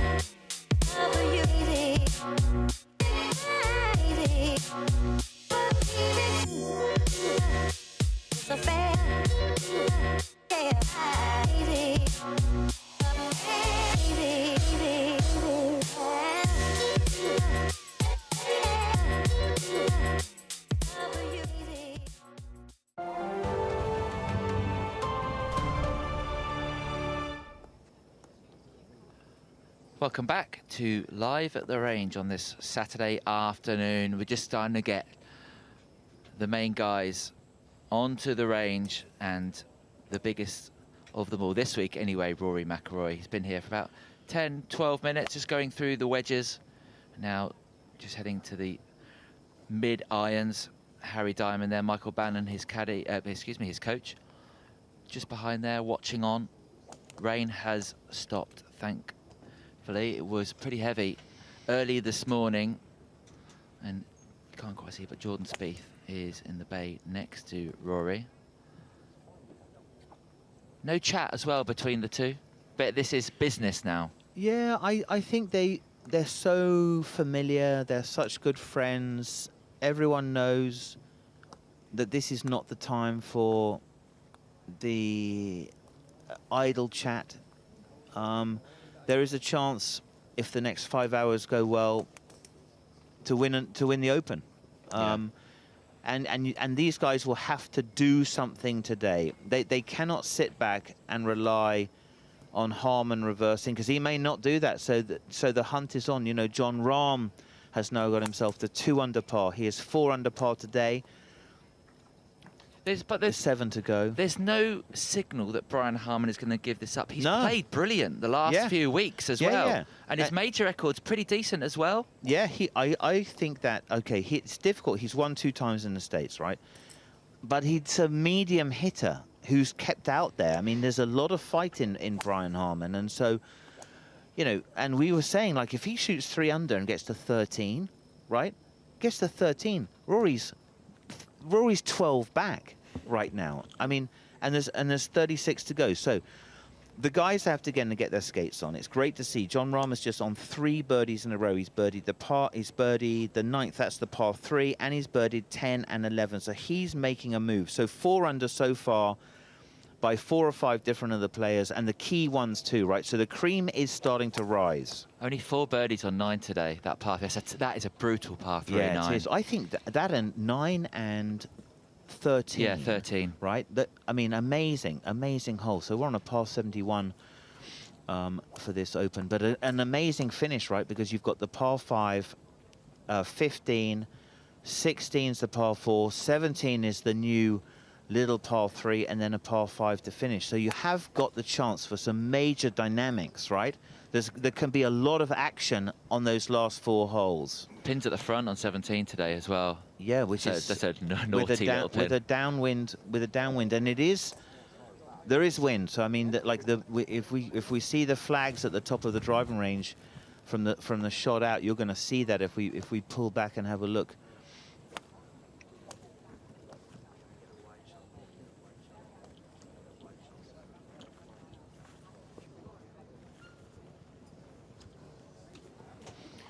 So Rory McIlroy looking at our dashboard. That is to just see the numbers, players and numbers and caddies and yardage books and links golf courses and wind and horrible bunkers. Only 30 minutes till Rory's tee time. So you can now see those flags are dead into. So we've had a really big movement around, switching around. So the weather is going to play a part. We feel as though we're kind of dodging a bit of a bullet here, Josh, at the moment, because our warnings yesterday were for sort of end of world, apocalypse, Noah, the whole thing, like pretty bad weather, right? That's now forecast for tomorrow. It looks bad for tomorrow. And let's push that back to Monday and let's get out of and let's escape that. So, yeah, we just need the weather to cooperate. And right now it is. Right now it's throwing up a test. Rory McIlroy, this is a good win for him. It's good conditions for him. He's an amazing driver. So he got there, a little 2-iron? So this is a new driving iron. I think one of the woods might have come out. Rory McIlroy is down there, and also down there, Di Stewart. So somewhere we're going to find her.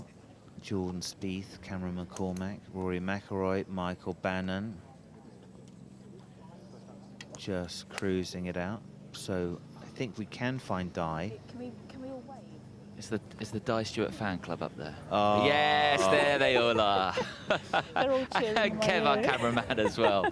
She's like Cliff Richard at Wimbledon, They're isn't describing me she? as Cliff Richard at Wimbledon.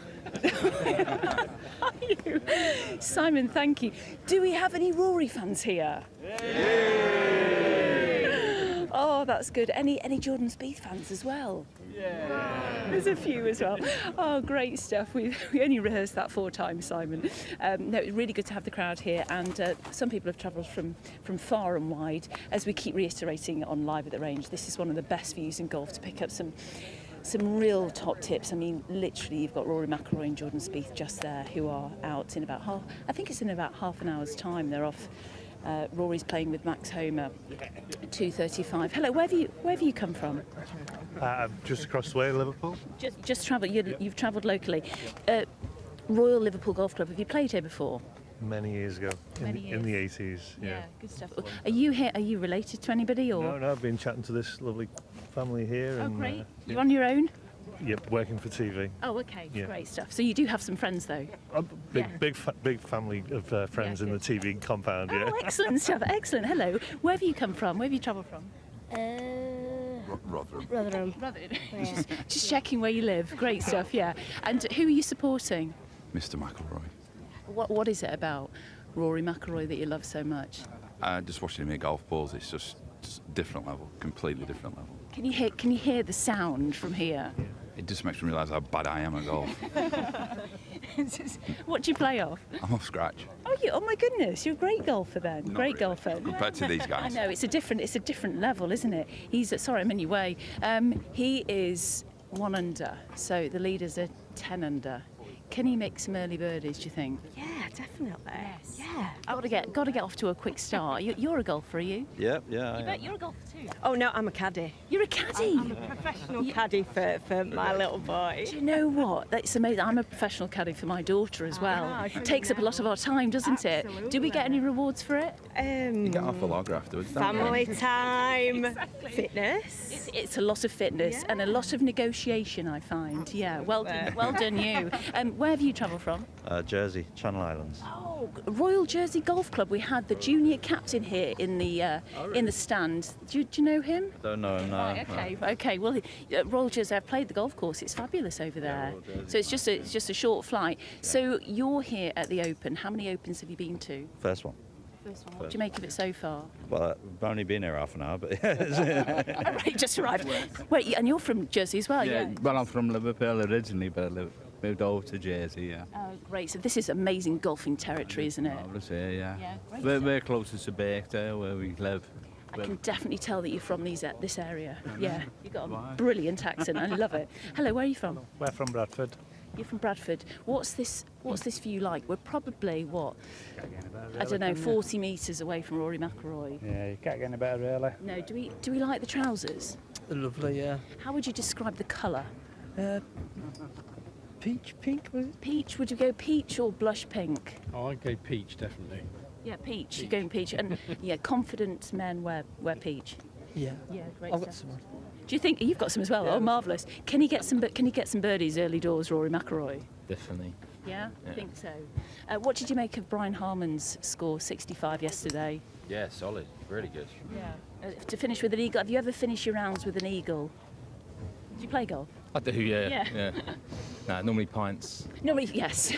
You normally enjoy the 19th hole. Yeah, good stuff. Great answer. Lots of applause in my ear, actually, for that. Hello, where have you come from? Bolton.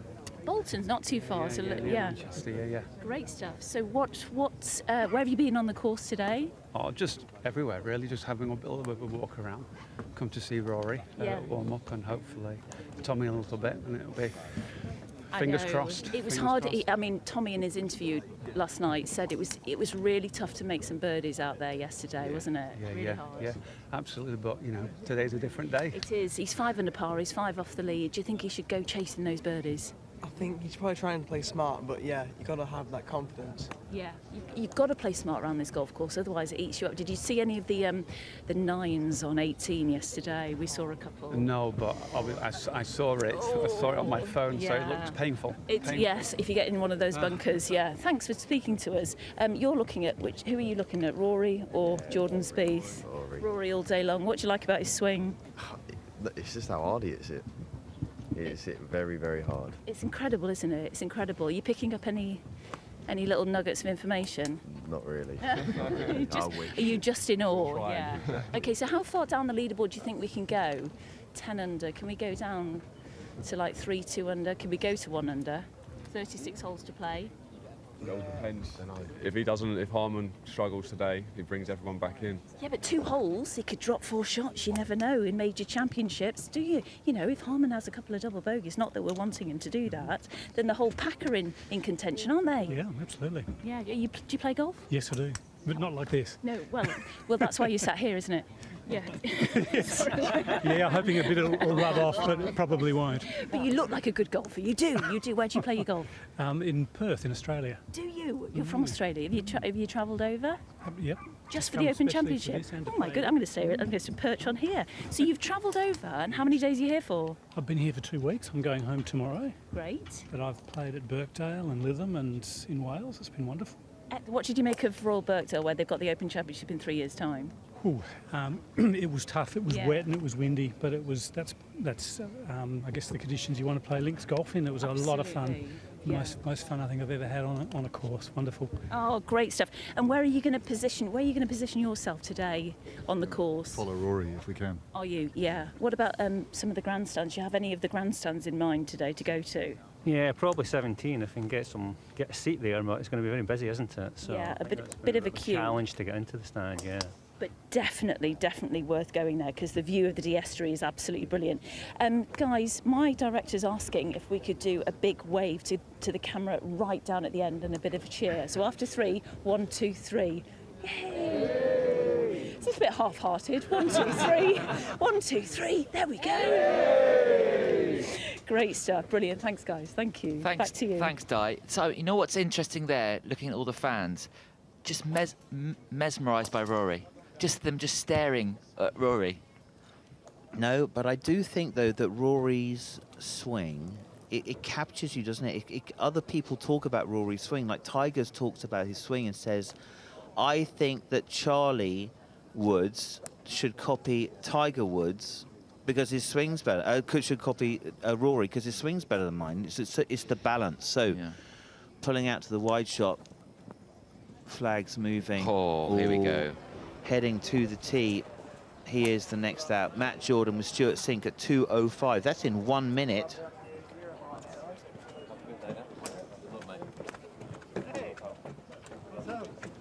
This time it'll clear out.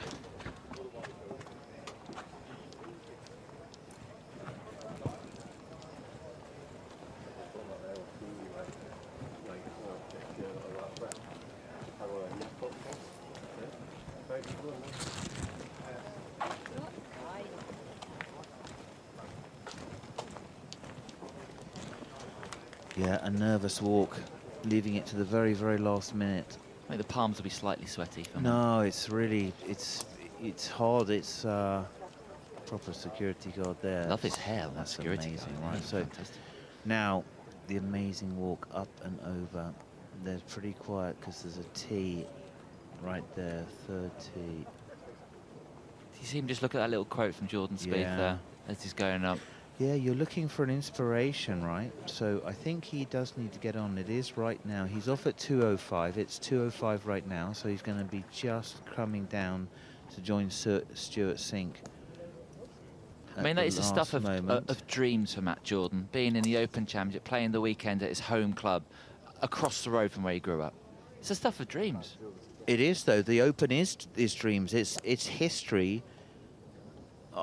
You know, you become iconic, absolutely iconic. So, from the golf course, the first person to get to 5 under for his round is Jon Rahm. He made birdies on 5, 9, 10, 11, and 12. Jon Rahm is putting the heat on the scoreboard. Gone 2, 3, 3, 3, the Spaniard.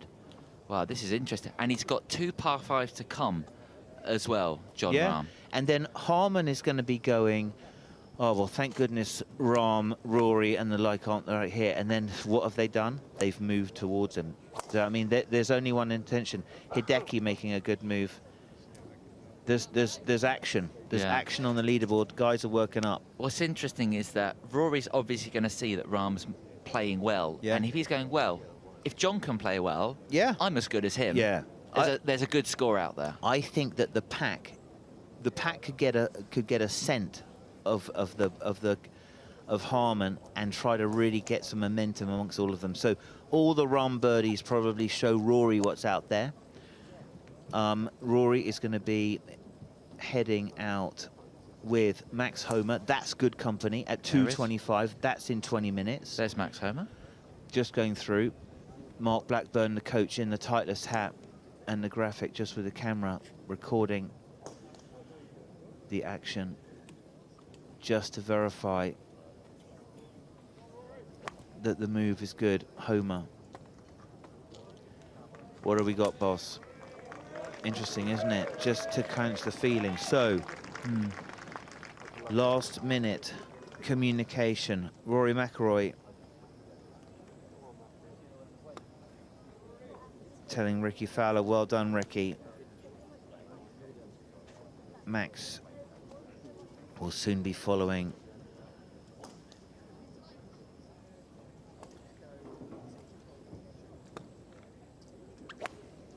To the courtesy cars, to the clubhouse, to the putting green, to the first tee, and to battle for Rory McIlroy. Homer clipping it out. He won't like that. Seems a little unhappy here, Max Homer, since we've been with him here. It's like there's just a tiny little adjustment, and if I could just find it in these last few minutes, and then that's my feel. I'm trying to fade my drivers. I'm trying to not draw my drivers. And going again. The driver is crucial. They know the driver's crucial today. That's why there's the extra time. So wedges, that's creating birdie opportunities from the fairway is the second part of the occasion. I gotta be in the fairway. And if I'm gonna shoot a good score, the snapper, so that's the opposite of the thing that he's trying to do. Homer. So let me ask. Yeah. It's 20 minutes till his tee time here, less than that. And he's hitting drivers here he is really not happy with. As a coach, what can you say or do at this point? Yeah, you probably have planned already that this could happen. So when this happens in his swing, it's something that he does. Maybe the arms get too deep or the shoulders get too flat and the hands get too up. So Mark is going, listen, remember the feel that you had at Fortinet, for example, where you did this, this, and this. So you're just trying to imprint the one thing the guy's going to think about. So there's also the question of, okay, you've got to edit out through the Rolodex the thoughts going through Max's head. Don't think of that. Don't think of that. So erase that. This is your key. So you're channeling the thought into one thing that's the key thing, and that's what you're going to work on a golf course. So yeah, you can definitely influence it very short time. Yeah, he's going through a lot of balls as well here, Max. He's hitting a lot of drivers. It's going to be super important that you're not going to put a great score together around this golf course if you're snap hooking it. So Homer, you can see he's improved that. He's held the ball up the last two. They might go one more. Nope, there it is. He's found it. Found the secret. Mark Blackburn is a genius. Max Homer is saved at the last moment. He will soon join Rory McIlroy. Those guys go off in 15 minutes. 2:25. McIlroy, Homer, chasing down. The amazing first 2 days of Brian Harman. We almost like haven't been talking about Tommy Fleetwood. We haven't mentioned Sepp Straka, by the way, as well. No, Straka, really. amazing last 9 holes last night. Incredible shot, 31. 31, came home in 31. Right, ripped it through the field. He's a recent winner, and he's a big, strong unit as well. Top 10 the PGA as well. So, he's on a big occasion. Golf. Yeah, he is big-time golf. Yep, Sepp Straka, the Austrian, very talented. Rahm. Almost shot 59 in that final round when he won the John Deere. I mean, he should have shot 59, really. Yeah. So, Homer, cruising, working on his game, just the last few finishing touches. So, maybe a little message written on the glove there. Or maybe that is just numbering the glove. So this is practice glove number 1, and then he's going to take that off to tournament glove number 1.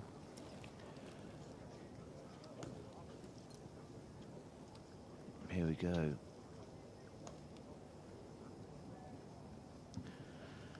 The grandstand has emptied because Rory McIlroy has left for the first tee. 14 minutes. 9 minutes, I'm sorry, until they go. 2:25. It's 2:11 now. Who's left? There is the champ, 2017. Jordan Spieth. He's going out with Cameron Young. That's a very good pairing as well. Yeah. That's a very good matchup. Cameron Young is a very young and aggressive player. He will be charging. Those two guys could get into a match play and get really close, go deep.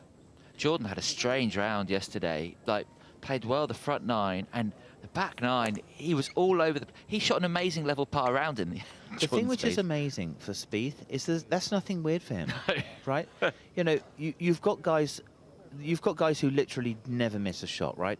And then you've got guys who only hit maybe 4 or 5 shots, but the 4 or 5 shots they hit create a birdie, right? And so golf is not always like, for us, we just remember our terrible shots, right? Everyone's hitting terrible shots. The thing about it is you have to hit a few amazing shots to get your numbers. So Spieth looking balanced. There is Team McIlroy. George Harper, where are you? I'm right here with the man of the moment. He's looking good. Lovely crisp white and blush trousers. Yep.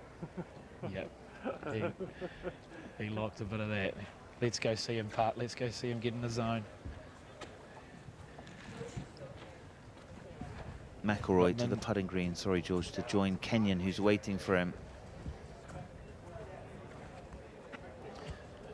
How exciting is moving day, Simon? This is goosebump stuff. This is where championships change. I'll tell you what's interesting. The guys will be looking at the scoreboards and they'll see that Jon Rahm has got to 5 under par with 2 par 5s left, George. So they're going to be sensing that there is a score out there. Yes, that is great news for Rory and Tommy fans. Minwoo Lee's also on the putting green. What a championship and a year he's having. Big time player now, Minwoo Lee. He is looking so comfortable on the world stage, isn't he?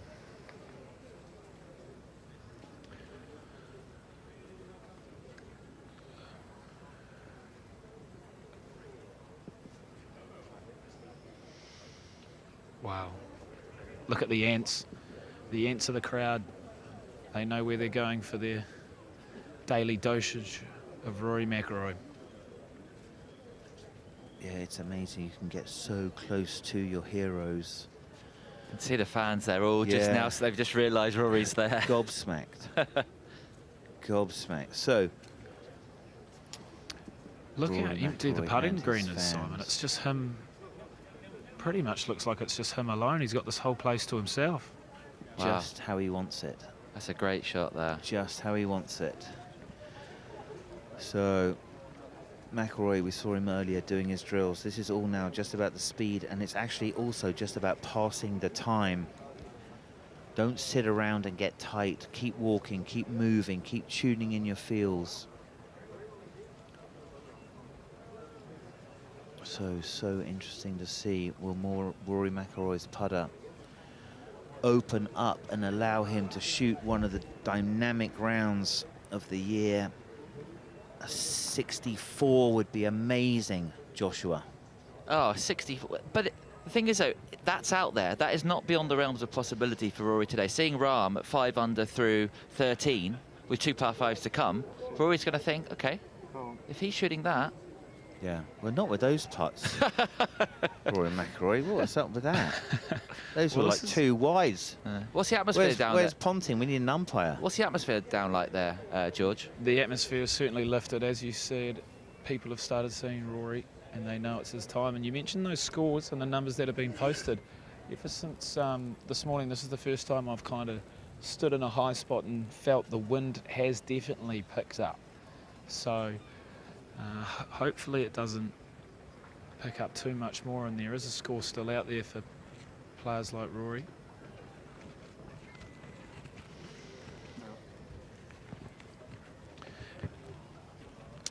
And as we, sorry fellas, but if we look to the left, Rory's about to have some pretty cool company as well. The local lad, the big hope. Ah, there he is. Tommy Fleetwood. I sense there's going to be a nice little interaction between the two here. Here we go. Come on, fellas. Wish each other luck. Oh, no. Tommy's blanking him. Doesn't want a slice.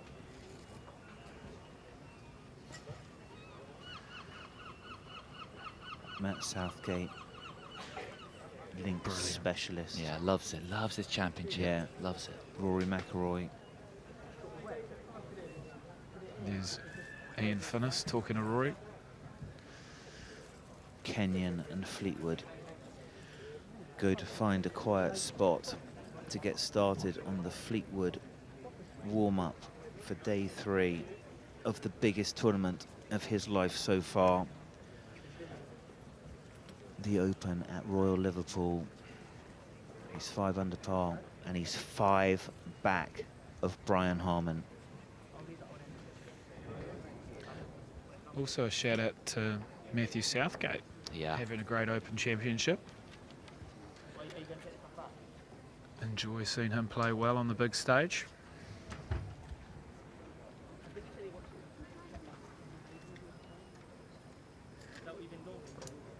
Yeah, Southgate going out behind McIlroy and Homer with Tristan Lawrence from South Africa. Those guys are 1 under par. George. Simon, what do you think of the Max Homer and Rory McIlroy pairing? I think it's quite we good to have a... I like the chemistry in that. I like the chemistry. I think it's a non-friction chemistry for Rory. It's not like it's a live player that they've kind of had combat with. Homer is aligned with McIlroy. They've been sort of really holding the PGA Tour together, the fabric. They've done a lot of communication, so I think they're aligned. I think that's very comfortable for Rory. And Homer is calm, right? And he's good. Yeah. Yeah, how important is it to have a good player next year and also playing well enough to keep you on your toes? And good golf sort of rubs off on each other, doesn't it? George, I think that's a crucial part of it, right? You can kind of fire each other up. I mean, if everyone's making bogeys, it just the energy falls flat out of the group. So the start of the golf course, I think, is quite tough. But I think Rahm's score of being 5 under is going to be really, really helpful so that they can see that. And his score will give them hope. Alex Fitzpatrick is going great, 4 under par. So there's 1 5 under. Cantlay was 4 under. Fowler was 4 under. Those guys are finished. So I just think that shows the guys there's some action out there. They've got to go get it. So Homer and Rory head to the first tee. It is 2:19 right now. They're off in 6 minutes. 6 minutes. And the part we enjoy almost the most is chaperoning them to the first tee. Yeah, this is such a quiet part of the golf course, almost like a little recluse, an area where they can relax and walk around private before the massive exposure as they come through the corridor onto the first tee, and then the public and the players interact with each other. Yeah, this is great, isn't it? The walkway to the first tee. He's got a great team around him. Sean, Michael, Harry, all very excited for their man of the moment. Once again, we say goodbye to Mr. McIlroy and welcome to the first tee at Royal Liverpool. Turn that mic up, There he George. goes.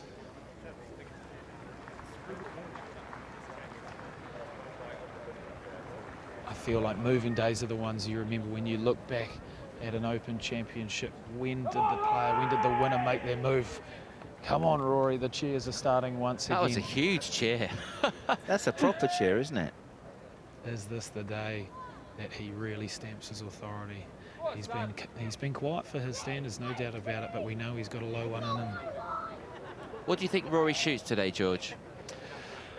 Well, humble brag. I actually, on camera last year, I said Cam Smith's going to shoot 64 in the final round. So I believe Rory today is going to shoot 5 under. He's going to get to 6. He's going to really get us excited, but then he's just going to give us something to think about. So I'm going to say 5 under for Rory today. That was exactly me as well. 66 was going to be my number as well, George. I'm glad we agreed. That means he's going to shoot 72. Fingers crossed he won't. Well, as you said, the first 2 holes, if you can just get through those, I feel like it's a different win today. So get through the first couple, get your round going. And then I think from the 4th, the course changes. You kind of work your way out past the old clubhouse, and then you're out there. You're in the mix, you're at Royal Liverpool, and you're warmed up and you're ready to lock and load. Yeah, three. I think we said this yesterday, Simon. I think 3 is a tough hole. There's only been a handful of birdies there all day on 3. I just think you have to be so careful of it, you know, and I think a lot of the guys are playing back away from it. George, how close? Has Rory made it to the first tee? I believe so. I believe I just heard a big cheer then. I'd love to know, but I'm pretty sure he has walked onto the first tee and ready to go. So on that note, I think my job's done here. George, amazing. It's gripping. It's tense, isn't it? It's like little chapters. Rory's on the range, Rory's on the putting green, Rory's on the first tee, and then the competition. Like, will Rory put together a Rahm-like round? Rahm is 5 under par. He is on 14 with 2 par 5. So after the excitement of that, we need a little break.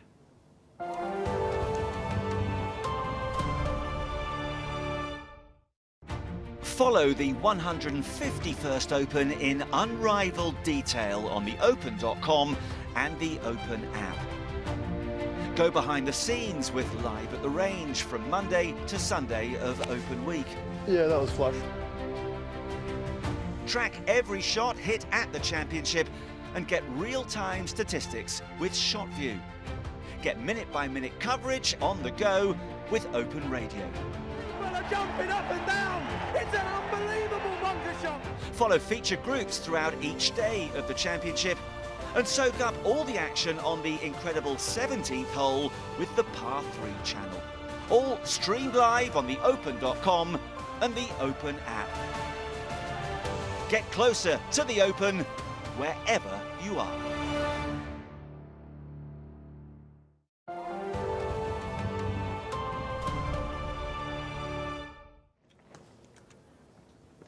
Welcome back. Sky's a little bit brighter now later on this afternoon at Royal Liverpool. Just a handful of players now on the range. The later starters on this Saturday at the 151st Open Championship. Rory's just made his way to the first tee 1 minute before he starts his Saturday. Brian Harman leading by 5. This man was the leader, one of 3 leaders on day 1 after coming home in 31 shots. Emiliano Grillo, who a lovely ball striker, Simon. The Argentinian. I think that's right. I think one of those guys who's flighting it around a little bit, hitting lots of different launches, moving it around right, moving it around left. He's not playing. He's not trying to fit his shot to the course. He's hitting whatever shot the course needs. So that's a different way of playing. Rahm's exactly the same. Rahm is going to go high fade, low draw, you know, move it around all over the place. So much more sort of just see the shot, feel it, and do it. Morikawa, Hovland, they are like more, in a sense, Koepka, Dustin Johnson, one-dimensional. They're just going to hit a fade and then they're just going to squeeze their fade into the course or however that's going to fit. This is a swing I really enjoy watching. Grillo, there's a lot of tempo, timing, rhythm to his swing. Yeah, he was working a lot on kind of this same move here, kind of almost like trying to get his arms to match up, not get the hands too far ahead.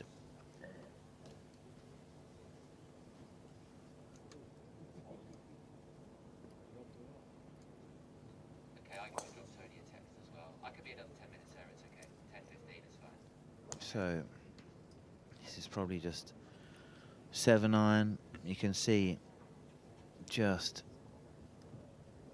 giving himself a little tee there, whacking up the grass.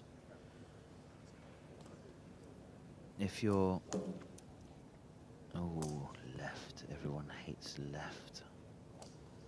His Griot timed his win at the Charles Schwab perfectly, because he won.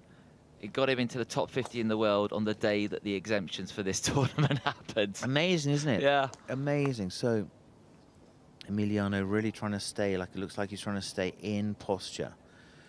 Don't stand up out of it. So one of the things the tour players absolutely hate is like in your posture, then you start your downswing, your left side pops up, your right side pops under, your right elbow gets stuck inside, and you flip it at the bottom. So that is the look of a pro who is satisfied with what he has just done. Don't know if you remember, his win at the Charles Schwab came in a playoff, and he got in the house before the final groups, and he was on the range. He was so chilled out. There were a couple of kids wanting autographs. We were there. I remember you and I were working on it, and he just said to the kids, "Yeah, if you want to come onto the range, come on, hit a few balls." It was great. It was so weird, wasn't it? Yeah. And then you had sort of the ball going down the water path on the last hole. Oh, well done. Yes, correct. Yeah. Yes. Yeah, that was adventurous as well. No, it was. And Emiliano hitting it up the right side and then keep getting huge bounces out of the bank there. And finally got across the finish line. So it was a fascinating finish and a great victory for him, really. So what is he? He's 2 under par for the tournament. So he's currently 8 back of Harman. Richard Bland making a good move. He's 2 under through 4 holes, moves into a tie for 4th. He's getting, apart from the top 3, he's getting very bunched at the 3s and the 2s at the moment. Griot in that group at 2 under par. Rahm has imposed his very large presence on the leaderboard. Finished off the back 9 with a birdie on the 9th and added birdies on 10, 11 and 12. He has parred 13, which is crucial. He has parred 14, that's a difficult hole. And now 15 is a par 5, 16 is a par 4, 17 is a tricky par 3, and there's a chance perhaps up 18. So Rahm still has the chance to get closer to Harman. Emiliano Griot, as you can see there, going off at 3.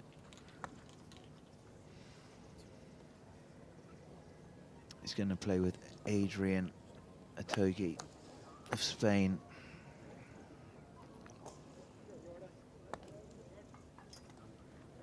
He's in a good spot, really, Griot, because there's no real expectations on him, really. The attention is elsewhere, either on Harman, on Tommy, or on Rory, and he's just sat in a nice little spot. I think there's a lot of people who could say that. I mean, it's a kind of a weird tournament, right? Because it's like, okay, where's the spotlight? What's everyone thinking? Everyone's thinking, what is Brian Harman going to do today? What is he going to do? So guys are making a move up the leaderboard. Richard Bland is also another person who's got to 3 under par. He is 2 under the par after 4. So some of the guys heading off the battle. It is 2:29 right now. At 2:45, Cameron Young and Jordan Spieth will chase down, or start the chase, the 36-hole chase, to get past Brian Harman and to get to the top of the leaderboard. You can see that checking on the What do you think he's checking here? A certain hole that for an approach shot, do you think? I would think he's probably just looking where's the pin on, you know, where are my birdies going to be? Where's the pin on 4? That's a very difficult green. Where should I be? You know, what's the first going to be? What's the first hole's going to be? The direction of the wind. So 1 is playing into the wind, so this hole is playing this way across or whatever. So just going to be super interesting to see how the players will take apart the golf course, because the golf course is offering up a few birdies.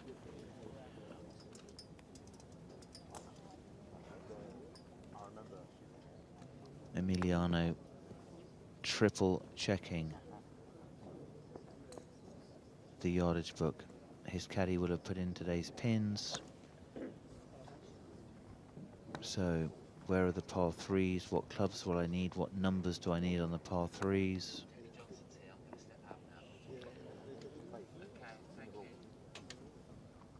So definitely a scoreable day at Royal Liverpool. Emiliano for tied first round lead has done very well.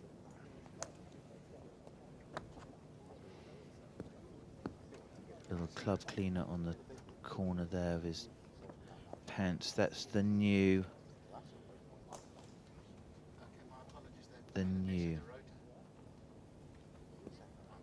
So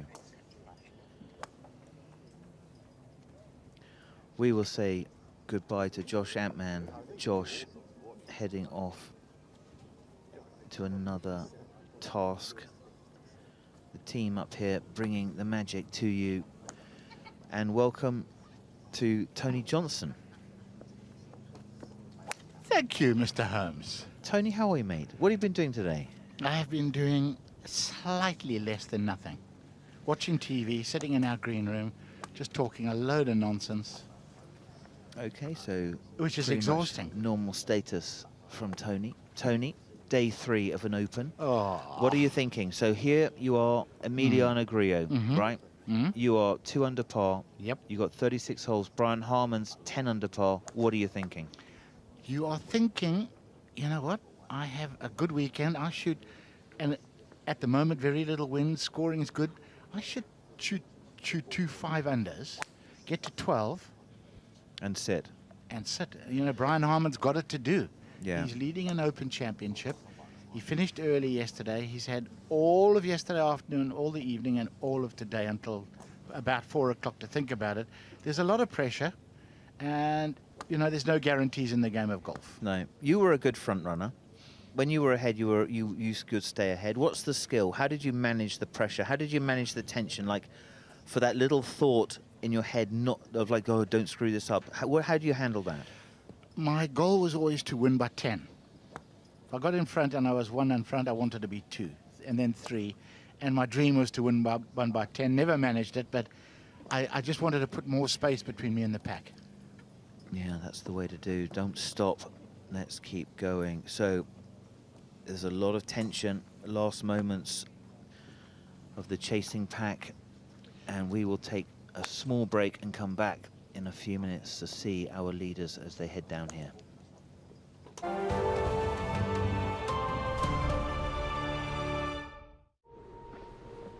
We're told that the weather forecast for today is kind early on, with the possibility of some wet weather later. I think Mother Nature kicks it up another notch. Quite extraordinary. What a moment.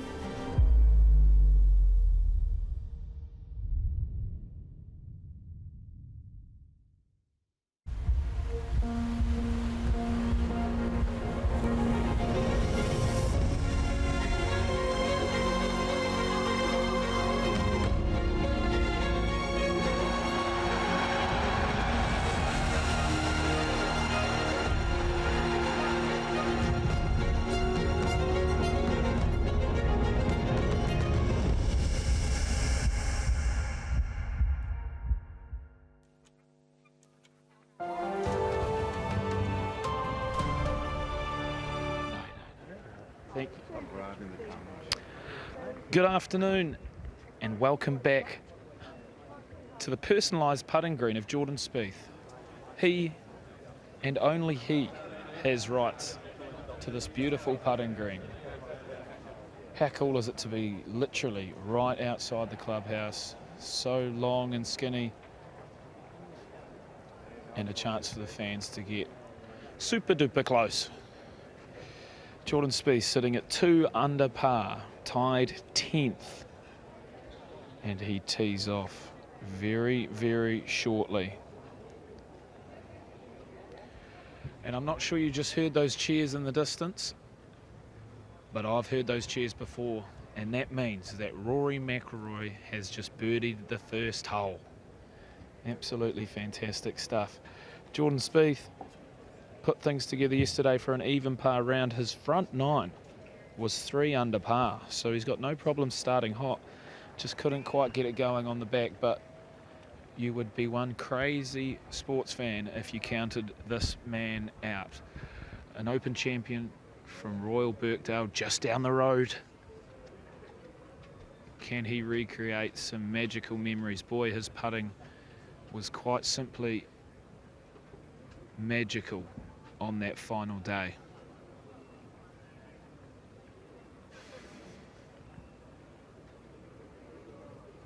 What a picture this is.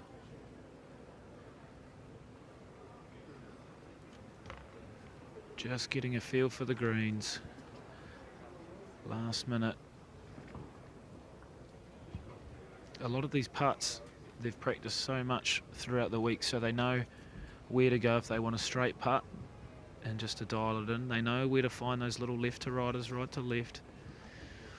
The hours they spend, the countless hours they spend on this practice putter green, all adds up.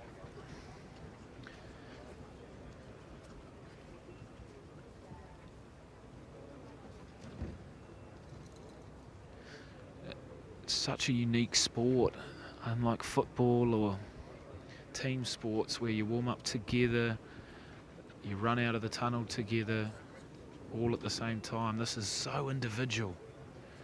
They've obviously got their entourage throughout the week, but at the end of the day, everything relies on you and you only, and the margins are so small in the game of golf.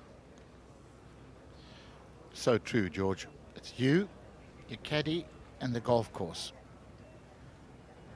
Try and ignore what the rest of the field are doing. You know, I mean, some guys say they don't look at leaderboards, which I've never understood coming down the stretch.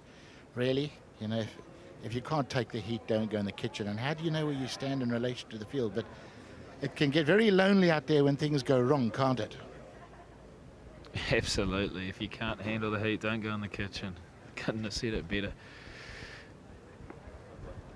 I always thought, George, guys that don't look at leaderboards was like guys running the hurdles, but with a blindfold on. Good luck with that.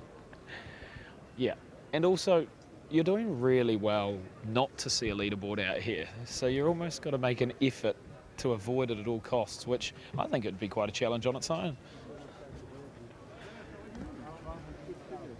Can you imagine if you said to Tiger, do you watch leaderboards? I mean, the look he would give you, you would just wither and disappear into the ground, wouldn't you? Yep, big time. He knows how to chase anyone down, and he knows how to hold them off. I think if you're a competitor, you got to know you got to know where you stand. Here we go. Spieth, Knuckles, Cameron McCormack. This is good his luck, moment. boss. Here he is, Jordan Spieth, getting a few smiles from the clubhouse. A few of the ladies. Good, mate. How are you? With Cameron Young for company, I think that helps, George. Don't you think? I'm going to follow him, but I'm going to leave you guys here. Let's send you back to the range. Okay, well, that was that. That was that, Sam. He's just had enough of us. Okay, so chasing pack, hunting it down. Yep. Spieth and Cameron Young, good pairing for both of them. Yeah, I think Get so. momentum. Absolutely. Yeah, you know, and I think they can pull each other along, and we know they both. You know, Spieth doesn't need any pulling along. You know, he's capable of going out in calm conditions like this at the moment. Although, as I say that, I'm looking out the window, the leaves are just starting to move on the distant trees, but very capable of shooting a 65 or 64. We know he can. Gets that putter working. Oh, my goodness. Yeah, it's going to be interesting. Minwoo Lee. His sister will soon be playing next week. No, 2 weeks' time in Walton Heath. So Minwoo, aggressive, good player, low ball flight, plenty of power. Who else have we got? We're just kind of zooming in there. Not that many guys. Last group, Fleetwood and Harman. Minwoo Lee and Sepp Straka chasing Jason Day, Shub Sharma, Emiliano Grillo, Adrian, and then we've just seen Spieth and Young, and there is lefty. There's the new lefty, that is Brian Harman. I wonder how he slept, Tony Johnson. It's quite an enormous thing to take on, isn't it? To have an enormous lead, 5-shot lead. Well, I think if he'd done himself a favour yesterday, he would not have watched the golf. He's playing well. You know, you start watching that and you start thinking about other guys' games. Go back, have a bit of a sleep and just chill, you know, watch a couple of movies, read a book maybe, but basically try and switch off because you've got such a long delay before you're going to play again. There's so much time to kill in golf, right? That's hard. The monotony. Can you keep yourself fresh? That's why you need a good team around you, because the team can help you with the time. You know, a lot of coaches a lot of time is just to help you with the monotony of the practice that you need to do. Hand on hip in the background, the amazing Adam Scott. Hand on hip. Is he coaching Harman? Yeah. I mean, Adam Scott, you know, I always think that, you know, he could fall in 8 barrels of paint and come out looking like an explosion in a pizza factory, and he would still look like a clothes horse, wouldn't he? He would just, you could dress him in sackcloth and he would look like a male model. Certainly interesting thoughts there from Tony Johnson. Well, Adam Scott shot level, which is kind of a flat day for him on a scoring day, so it is not going to happen for him. That's not a happy face there. That's not a happy face. Oh dear. So what have we got? Now that could be a happy face. Hey, Tommy Fleetwood. Like one of the Bee Gees, isn't he? Got a fancy looking top on, you see that? With some padding on the background, Tony. Here we go. So, wow, here we go. So this is going to be great. So I think Tommy's going to do his full warm-up. So this is going to be getting the planes correct. We could also see maybe the little sleeve of golf balls that sit there, so he makes sure that he doesn't lose the path to the right. So he does not want the club path to go too much to the right. So if the clock face, if the target is 12 o'clock on the clock face, Tommy Fleetwood doesn't want it drifting out to 1 o'clock. Okay, so this is a very regimented system that he uses. You know, when you coached me, you never got me doing this stuff because you knew I would have come over the top and broken it, smashed it, and shanked all 3 of those balls in the tube into the next bay. Yeah. It was fun. It was fun coaching back in those days, because it was like you just sit there and we just chatted and tried to figure out, okay, listen, Tony, so the club is 2 in behind you, it's 2 rotated open, and we just changed it slowly over the year. We were much slower with the changes, when they just inched towards it, because you had to keep playing. You couldn't take... Fowler was the only guy who took off. Now look at this. You think you could do that? I mean, that would be... You would probably hit the water bottle, Tony. And the bucket. Yeah. So... It would be... Working on the plane. It would be chaos. I tell you what, please do not try this at home. He is a professional. There are so many toys out there, aren't there? So on the range, the putting green, I mean, the putting green looks like Toys R Us. Oh, yeah, but Ollie Wilson's got the most. So here we go. Look at that. So the ball in between the shaft. So the back line is for the plane of the shaft. And then the path that he's creating like a little gate between the shaft on the ground and the bucket, and that is to make sure that he does not lose the path. So it's crucial for him not to let the club head get behind him and not to exit to the right of his target. So this is Tommy just going through a drill, looking pretty relaxed. Yeah, you can see that's the pattern that he wants. So don't get too handsy. That little fiberglass stake, though, Simon, that's just a visual thing, isn't it, really? If you took that away and videoed him, would he ever cross that line, do you think?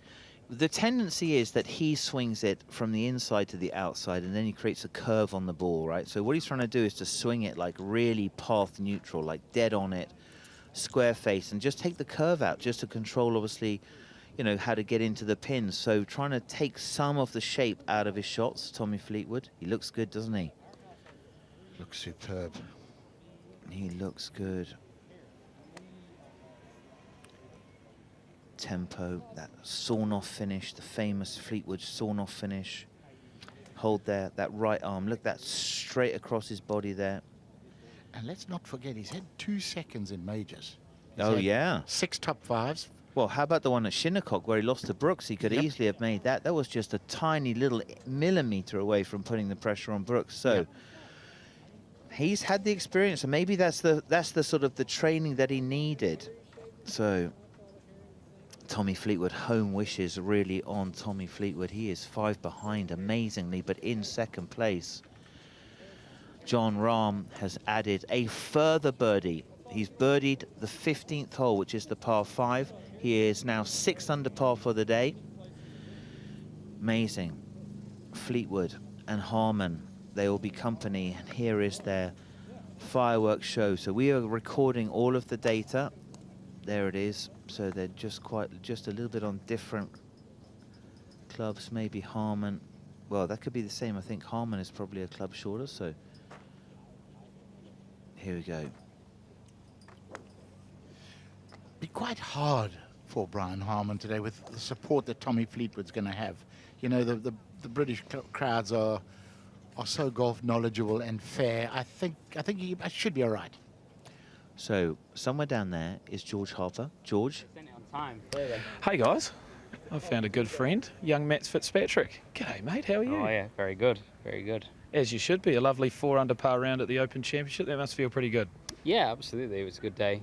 Felt like I scored really well, and you know, to get anything under par, I think around here is it's always nice.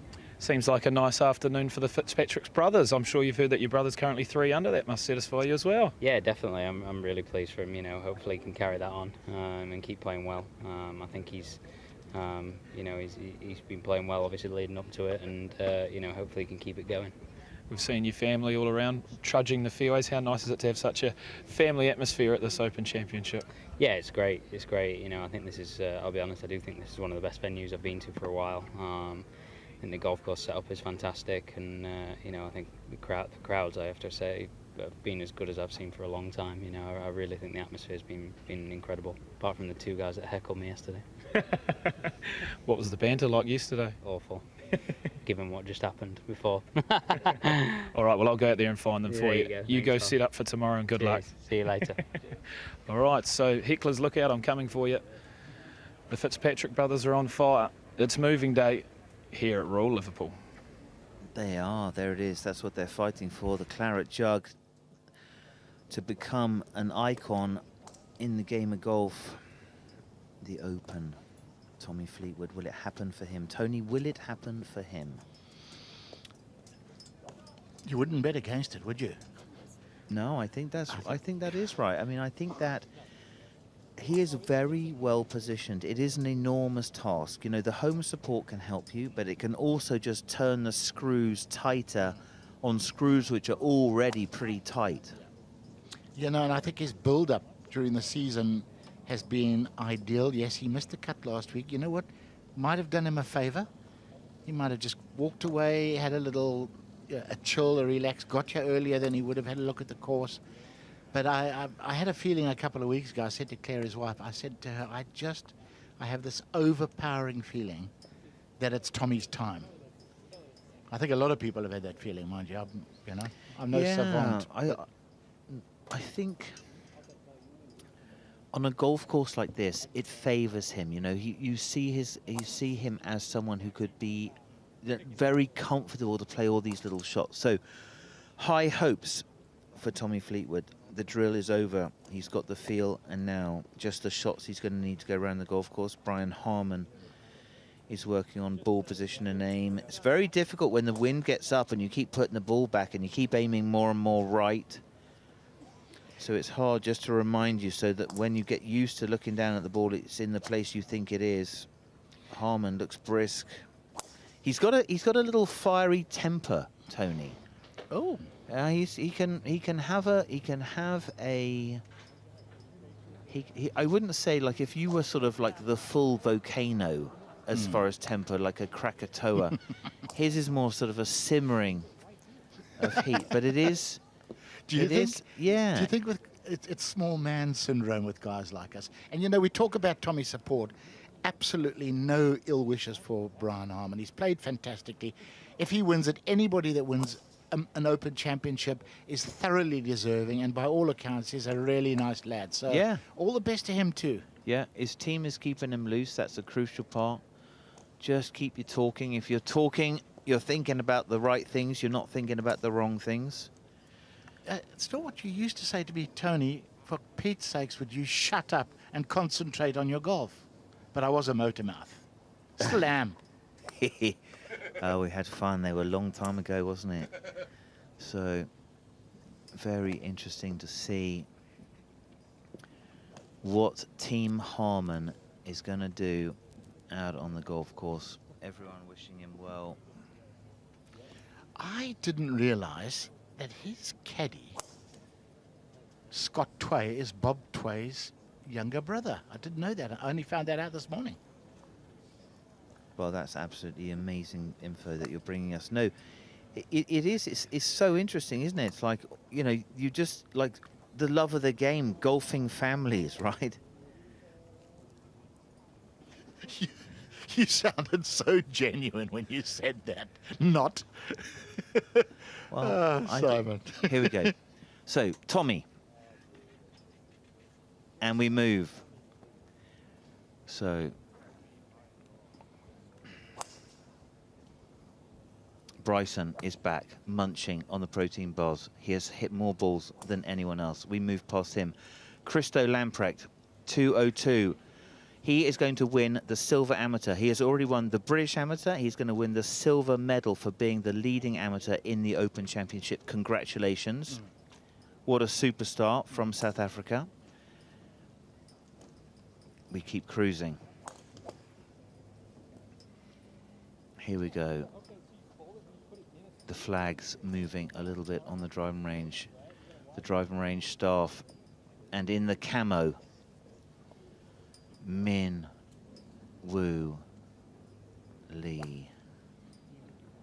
What a talent. What? Simon, what a talent. A talent is This- right. This young man, I think it's worth taking a bet that he's going to win majors, because I can't see how he doesn't. He's got the kind of, he's got the kick in that. He's got the pep for it, hasn't he? He's quite a,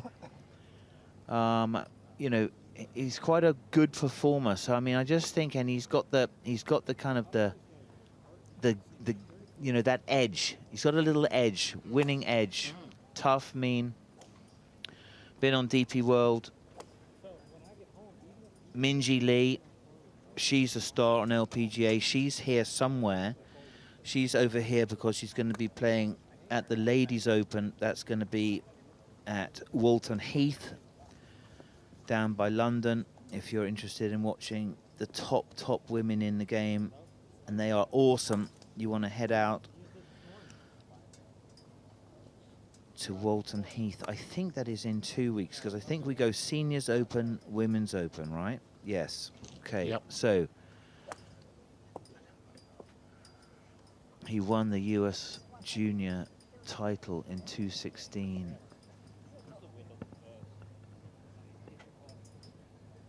Amazing golfing family, like the Fitzpatricks, brother and sister combo with a driver.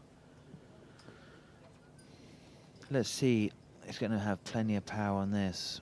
Let's go for like a 181 ball speed, just as his opening one. 181 ball speed. Min Woo Lee, 3 under par. 188, triple turbo. Kaboomed it.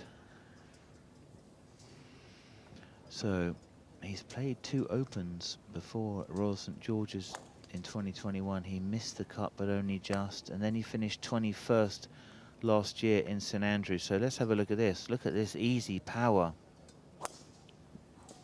Easy power, how about that? 85. Little baby fade into the wind, 270. Our work here is done. This team, I think, is out of here. They are checking the scores on their phones. They're just seeing what's the action. We don't have that many groups. Right now it is 2:55. Emiliano Grillo and Adrian go out. Jason Day and Shabs go out. 3:20, Minwoo Lee, he's going to go out with Sepp Straka, a man kind of moving under the radar, but who played an unbelievable back nine. He's 4 under. And then 3:30, Fleetwood and Harman.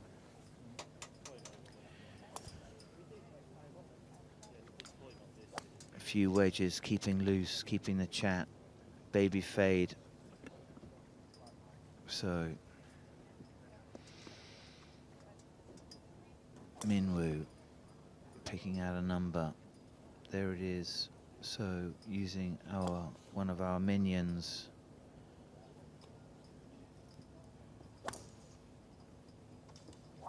Too late, duffed it, hooked it, hated it. Not that, not that. Got to keep your focus. It's hard. That's 4 days. It's a long time, isn't it? It is indeed. That's that's a skill, isn't it? Being able to keep the right thoughts in your head over such a long period. I mean, that's why Faldo, Tiger, those guys, they were amazing at that. Yeah, you know, you can get you get an early tee off time on day one, and then you're teeing off late afternoon or day two. It's a long gap between finishing and restarting, longer than in any other tournament except maybe the US Open. And yeah, there's a lot of time to kill. Did you have hobbies to sort of kill the time? What did you do during a tournament week? I used to read a lot. Yeah. Hunting books, African books. Early African exploration books, yes. Yeah, I remember that. And he is done. Wilfred Thesiger. Do you remember that? The Marsh Arabs. Amazing. Incredible exploration of that whole the chord. Yeah, incredible. Oh, the history of the world. So Minwoo sipping the water, flipping it out, looking pretty loose. That's a pretty loose walk, isn't it? It's just like tension free. Yeah, you know, it's not nervousness when you get on that first tee for these guys, but it's a huge sense of expectation. You know, what does the day hold in store? Am I going to produce what I know I can produce? Yeah, it's hard. It's super hard to get the performance you're going to need. And the guys are going to have to really put together something amazing. Home hopes on Tommy Fleetwood, and news that Jon Rahm has just birdied 16. He is 7 under par today. He has now joined Tommy Fleetwood at 5 under par. The Spaniard has made a massive move. He started at 2 over. He's now 5 under total for the tournament, 7 under for the day, with 2 holes to play. And one of them a par 5. And one of them a par 5. What a performance. And that was his plan when he came out, wasn't it, Simon? Yeah. He knew he had to do something special today. And Rahm has the ability, and he's gone out and done it. That is massive. Yeah. Massive. And that's going to give McIlroy hope. That's going to give the chasing pack hope. So the peloton tightens the noose on the leader. An extraordinary leaderboard that we've got there. Hardly ever happens. Tiger Woods used to do this all the time. Tiger Woods won most of his majors by Saturday afternoon. But Brian Harman is not Tiger Woods. And it's an enormous situation that faces Brian Harman over these closing 36.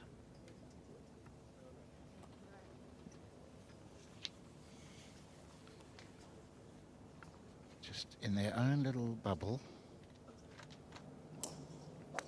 Happy with his game. No coach looking over his shoulder. He and Ian Finno, obviously very pleased with where his game is. And this is just a little loosener and a little sharpener. Yeah, it's going to be really interesting to see what is going to happen to Tommy Fleetwood. I mean, he's in a good position because he's chasing. I think that's easier than leading for him with home hopes there. You can play a more aggressive game chasing. It's hard to defend. Like you said, Brian Harman, what's he got to do? He's got to get to 11 under. And then what's he got to do? Get to 12. Just don't stop. Make a number. Don't stop. No, look ahead. Don't look backwards. Yeah. Don't look over your shoulder. Look ahead. Much easier said than done. No one has been that good at doing that. Tiger Woods probably. And, you know, it's down to the personality type. Some guys are better leaders. Some guys are better chasers. I love being in front because I always felt that I could afford an error where the guys behind me couldn't.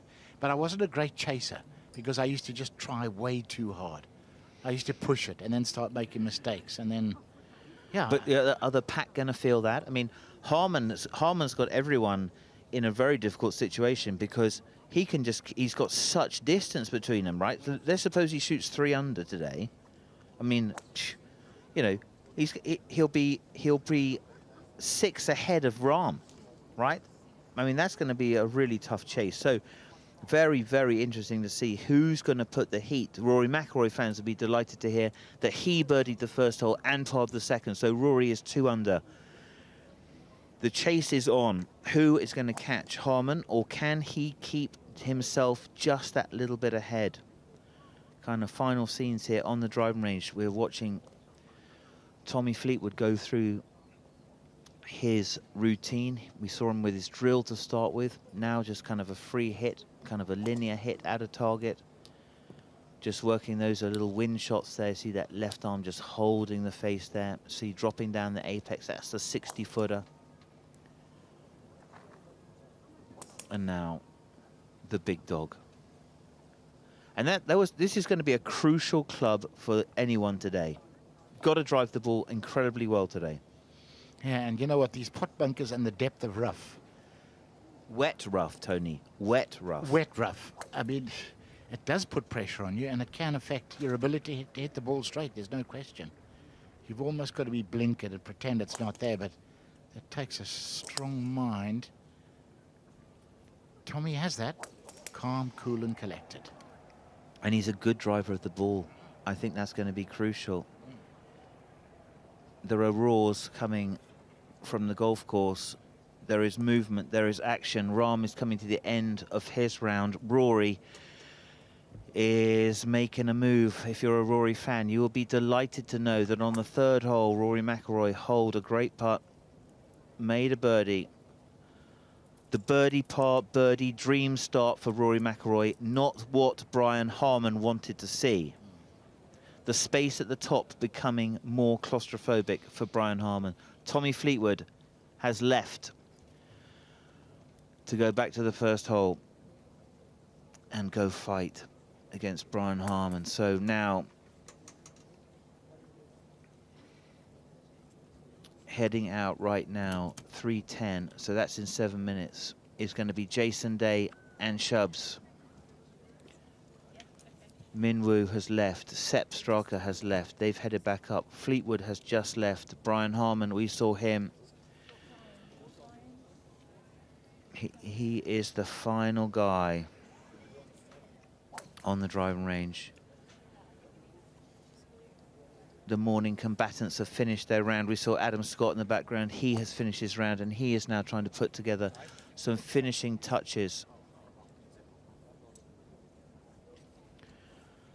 on his game. So it'll be very interesting.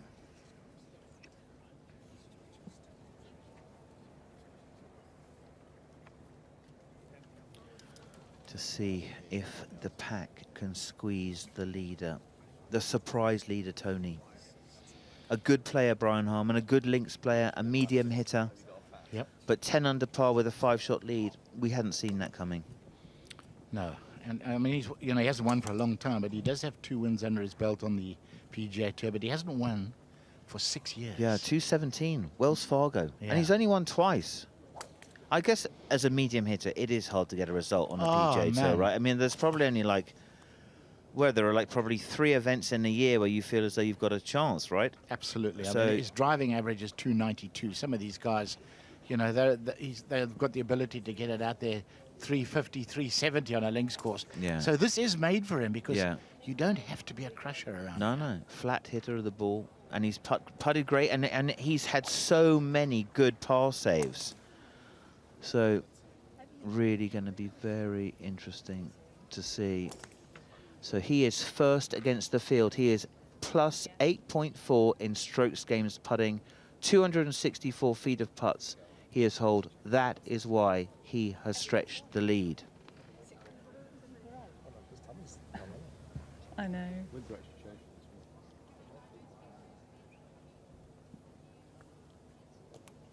So, got some great scenes. Brian Harman just finishing off his training, his practice, getting himself warmed up. Di Stewart is on the driving range. Di. I am. Thanks very much, Simon. I'm here with Rick Shields and Peter Finch. Chaps, good to see you. Rick, I've not seen you since the Invitational on Sunday. We had, what did we have, 12 crazy, mad, golf-mad celebrities playing 9-hole scramble. 3 teams. Did you enjoy it? I really enjoyed it. Once I got my opening tee shot away, which was nerve-wracking. Yeah. I played 16 holes of very mediocre golf. You played good. But you managed to see my career highlight of my 2 on 17, which I've been dining out on until Travis Smythe one-upped me yesterday with his hole-in-one. Oh, that was so annoying that he did that. I'm going, yeah, you've got a bit of beef with him now, haven't you? It was an amazing hole-in-one. But I did see your 2 on 17, and it was very, very impressive. What have you been doing this week? I have been hosting some wonderful guests in the MasterCard Clubhouse for the One Club Live. Getting to chat to Max Homer, Shane Lowry, Tom Watson, Sam Burns. It's been fantastic. Victor Hovland. So I've loved hearing their insights of Royal Liverpool, what they like and maybe sometimes what they don't like about the golf course. But just picking the brains of these incredible golfers. And then Tom Watson yesterday, I mean, the stories he has to tell. 5 Open champions. And I only realised he won them in 9 years stretch. Wow. 5 in 9 is pretty impressive. Yeah, very impressive. I have been on a private jet actually with Tom Watson once. Oh, there you go. No, isn't that annoying? So Rick, you got to talk to him in a tent. How's that make you feel?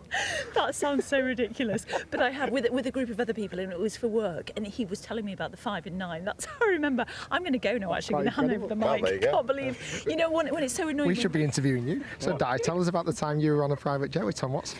Do you know when it's somebody trumps your story? It's really annoying. Oh my goodness, I'm that person. Rick, I need to move on very swiftly. Tell us about the leaders. And Brian Harman's behind you. I think he's on your left shoulder, isn't he? Yeah, that's your left. He finished with an eagle yesterday at 65. It was incredible golf, wasn't it? He's not put a foot wrong. You know, it is. Can he keep going like this? I don't know. Has he gone out too soon, too quick? 10 under through 2 rounds is outrageous. I think there's going to be. I'd be surprised if he had such a dominant lead at the end of today. Yeah. That's all I'm saying. I feel obviously John Rahm's gone out there and he's 7 under currently. I think Rory is going to put an incredible round together. Max Homer, Tommy Fleetwood, the support out there is going to be outrageous for him. I think him in the final group with Tommy, Brian with Tommy, is it going to help him or hinder him with the amount of support that Tommy's going to be getting? Yeah. What do you think, Pete? What are your thoughts? That's the key, isn't it? Local support. You're going to have, you know, thousands of Scousers literally screaming for Tommy Fleetwood. It depends how kind of Brian Harman copes with that, but he's quite a gritty character, and the fact is he's literally been playing the best golf of anyone in this field by 5 shots. So, you know, he's absolutely His putting has been off the charts, hasn't it? And what about these benign conditions right now? I mean, it feels pretty benign here on the range. Yeah, I feel like obviously this morning I was watching on TV, I was looking, oh, the weather is so bad, and I thought it was going to be rain all day. Yes, yeah. I've come here on site, and it feels like the wind keeps switching. I'm looking at the flags just at the top of the grandstands here, and I feel like there's wind switching all the time. It's literally switched 360, so this is now more of the prevailing wind that's usually at kind of Royal Liverpool. This morning it was in the complete opposite direction, so all the homework that may have gone on this morning has literally just gone out the window. Yeah, I feel like I've played here multiple times, as me and Pete, as we have together. I've never known a downwind on one, really. I've only ever known it to be into wind. So this is a brand new wind for not only us that have played it a lot of times, a lot of these golfers who haven't been here that often and played the Open. And no day this week has the wind been this way. So I think it is going to fall into the hands of local golfers like Tommy, like Matty Jordan, who have played this golf course multiple times and will have played it in these wind conditions. Tommy's just getting to the first tee at the moment. He's 20 minutes away from his first tee. I mean, look how calm is he looking and relaxed. I know we're live at the range, but we're seeing footage here of him walking to the putting green near the clubhouse.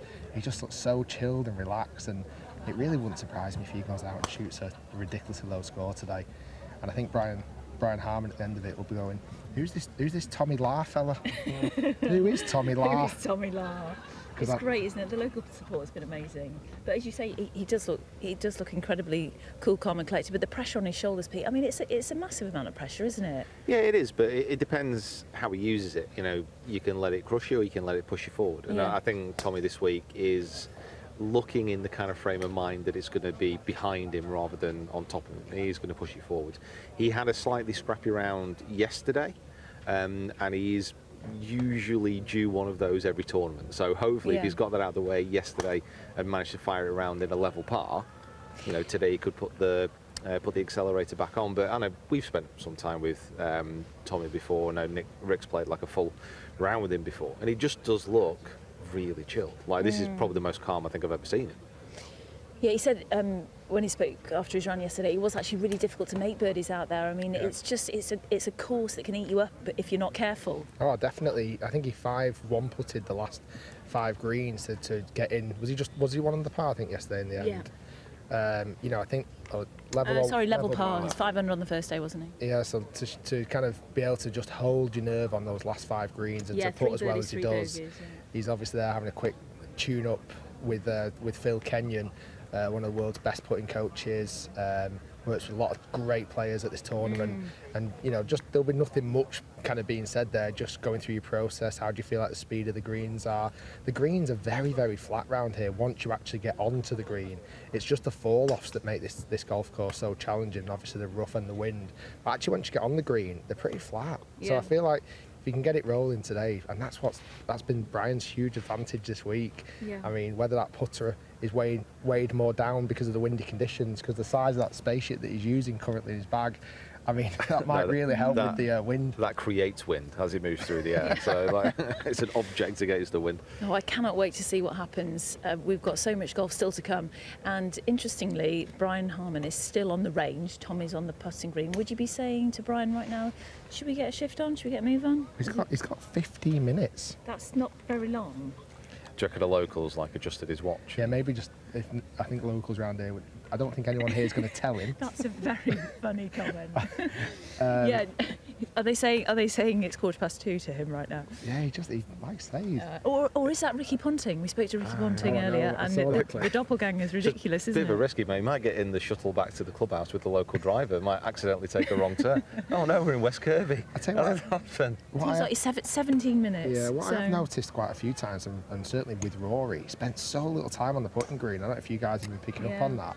But you know, even yesterday, I was very lucky to be in the or 2 days ago having breakfast in the clubhouse.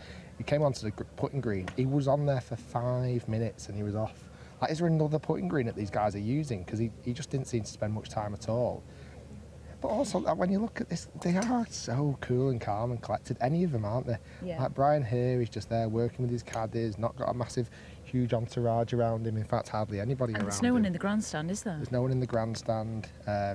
You know, it still wouldn't surprise me if he extended his lead, but my prediction is he will either fall back to the chasing pack or the chasing pack will catch him, and the deficit will be 1 or 2 by the end of today, if there is a deficit at all.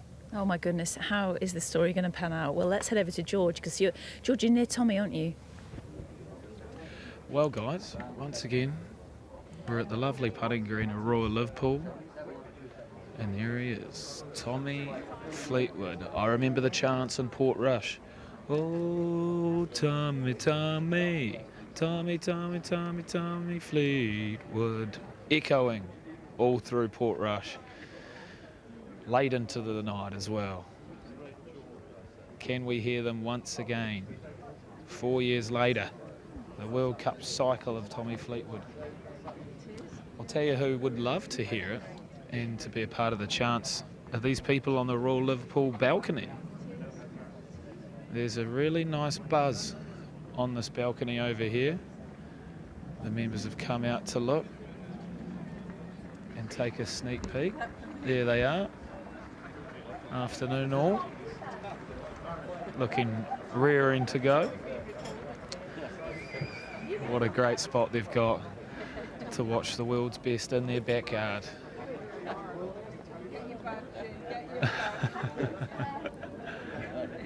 we have to breathe in? Can you avoid the chins? Go low. County low golf. County Low Golf Club captain, all the way in Ireland. what an opportunity for the whole world of golf to come together.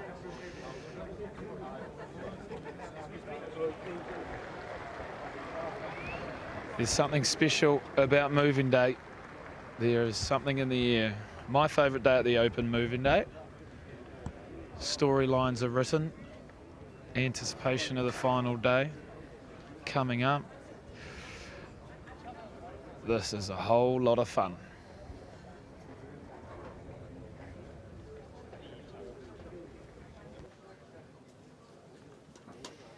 Yeah, fascinating, isn't it? I can hear Di talking in the background. I hope it might.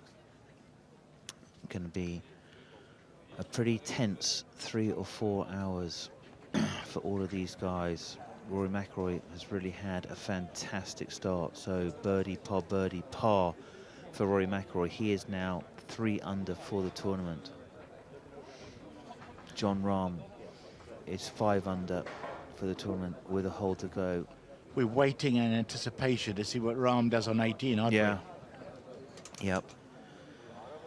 Will he be the first person to put some pressure on Brian Harman? I mean, you do not want him. If Brian Harman has to play with Jon Rahm in the final round, that you do not want that.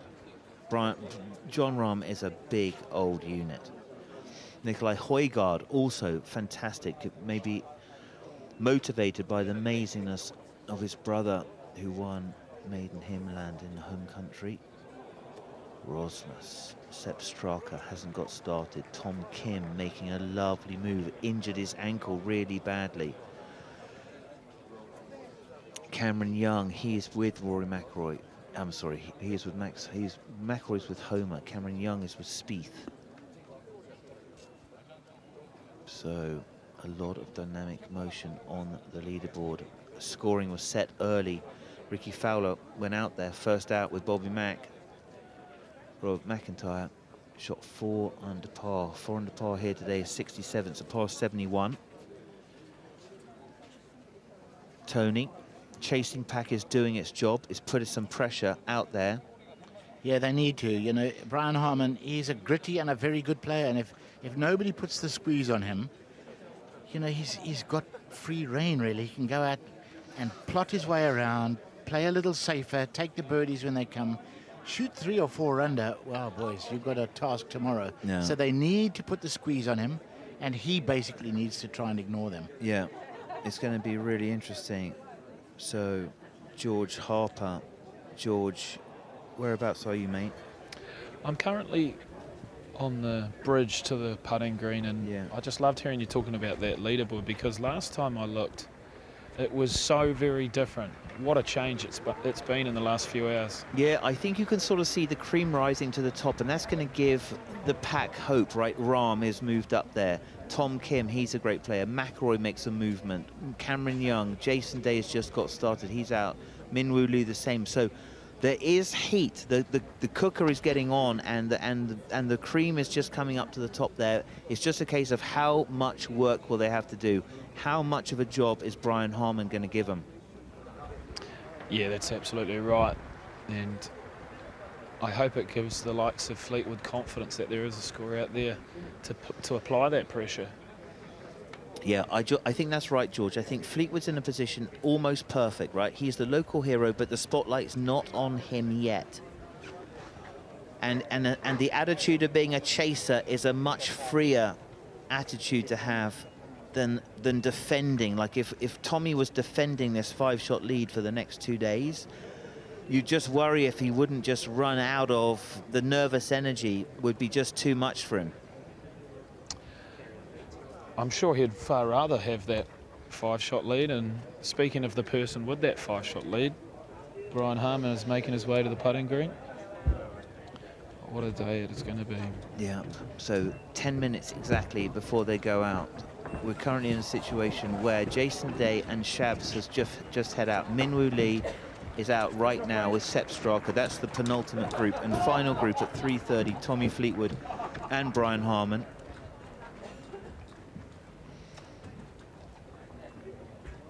He doesn't look very edgy to me, Tony. No, I agree. You know, he's just strolling along, you know, and outwardly you've got to keep that calm appearance too. for your playing partners and your fellow competitors. You don't want them, if you are nervous, you don't want them to see it. No, this is, I think that's absolutely right. This is like poker, isn't it? Yeah. Brian Harman, he'll leave them alone there. He's just going to pop an aiming mirror down. Rory McIlroy did that prior to going to the driving range, just to get himself going. So the way you do this, just hit one down there and just see if it's aimed out there. So that's obviously gives it a nudge in the mirror. That was aimed too far to the left. Here we go, Harman. Cack-handed with what looks to be an old VHS tape on the end of a stick. I think that might be the box that his shoes came in, on the end of the shaft. It there. could be. So it's a big old thing at the bottom, isn't it? So, but it is a magic wand because he is leading the putting stats. Brian Harman. His putting stats are plus 8.4 strokes gained in putting. That's way ahead of the field. So 264 feet, 1 inch of putts. Amazing. Plus 8 strokes gained. Plus 8.4 strokes gained against the field in putting. That is amazing. I've just never heard a number that high. No. Strokes gained in any department, in any tournament, ever. No, so I can tell you at the other end of the spectrum is the American Scotty Scheffler, who is absolutely just the stone cold opposite. So Scotty Scheffler is minus 6.01 strokes gained in putting. The juxtaposition absolutely dead last in putting for Scotty Scheffler so far this tournament. And Scotty Scheffler will have hit the ball way better than Brian Harman tee to green. So strokes gained, a very interesting way of measuring your performance against the rest of the field. So the field has an average. There they are. Okay, final scenes. So Tommy Fleetwood looking smooth. Brian Harman just getting his mirror sorted out. End of the mirror. No, one more go with the mirror. Okay. Harman and his team, the final prep. It is 15:23.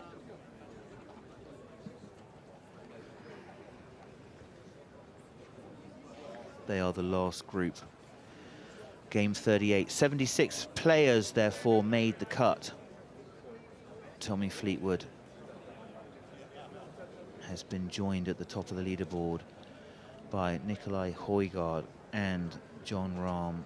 So 3 at 5 under.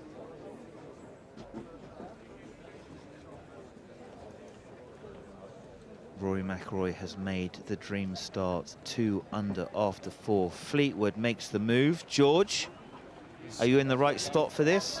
Yeah, I've got the front row seat here for the local lad. Yeah, boy. Go well. Cheers, Fino. Mick. Go well. The full squad. Okay. A big juicy smile there from Tommy Simon. Yeah, he's a top dog. So the last man to leave the putting green is going to be Brian Harman. His last few putts, he must really feel as though there is a real tension. This is going to be one of the more one-sided crowds, isn't it? An American versus Tommy Fleetwood. Or at least, like, there would be Americans who could hold their own, but like Brian Harman, we're not that familiar with him. He's not going to have, he's not Jordan Spieth, he's not Rickie Fowler. So will that help him? Will they hurt him? Tommy Fleetwood. You look back to, I believe it was Portrush, and JB Holmes made a huge run similar to Brian Harman before Shane Lowry injected himself on moving day and took over the championship.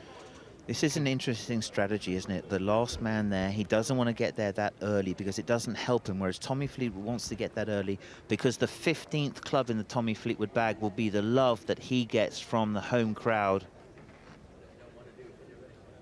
Brian starts the walk. He knew maybe to just let Tommy go. Let Tommy go. Let that whole circus go. Let me have the quiet. Let me get in my own mind, in my own space. George, all yours. Yeah, that's right. Tommy Fleetwood's about 30 metres away from the first tee, and Brian is now on his way. Looking very much in the zone. Yeah, it's a mental game now. It's not that technical for him. His game is good. His putting's amazing. Absolutely on fire with the putter. And now it's in his mind. It's a lonely walk, isn't it? That is a lonely walk and a long walk. And he'll hear the noise of Fleetwood's gallery, because it will be Fleetwood's gallery that goes down the first and goes all around the golf course.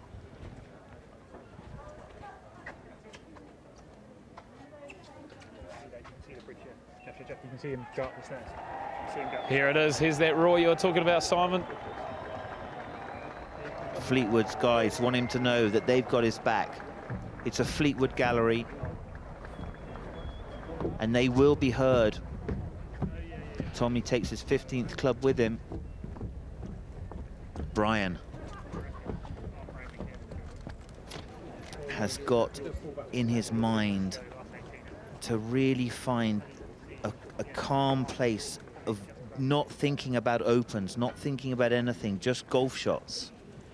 His caddy behind him could be the most important man to keep himself focused.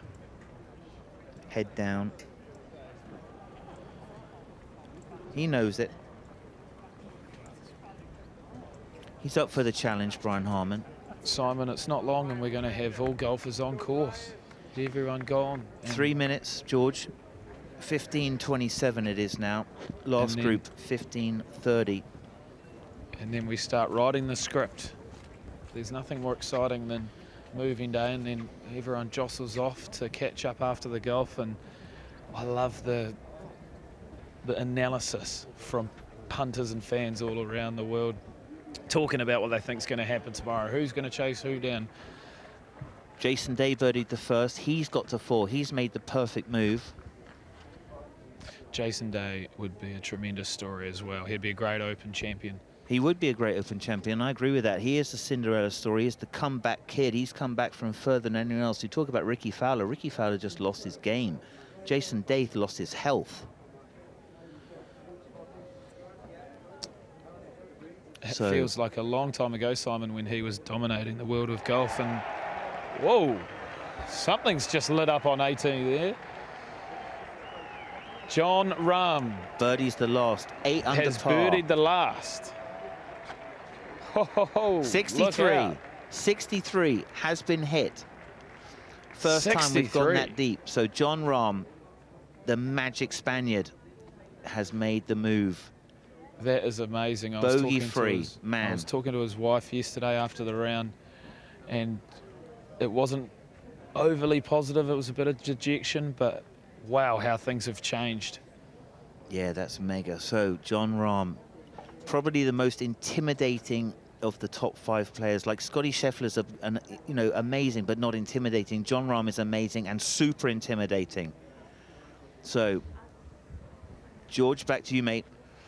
Yeah, that's truly special. You know, those weekend roars at the Open, they mean so much more, and you can hear them everywhere on site. This is such a condensed area of the Open, crowd everywhere, and it's a truly, truly special place to be. We can't wait to watch the leaders tee off, and we can't wait to be back with you shortly.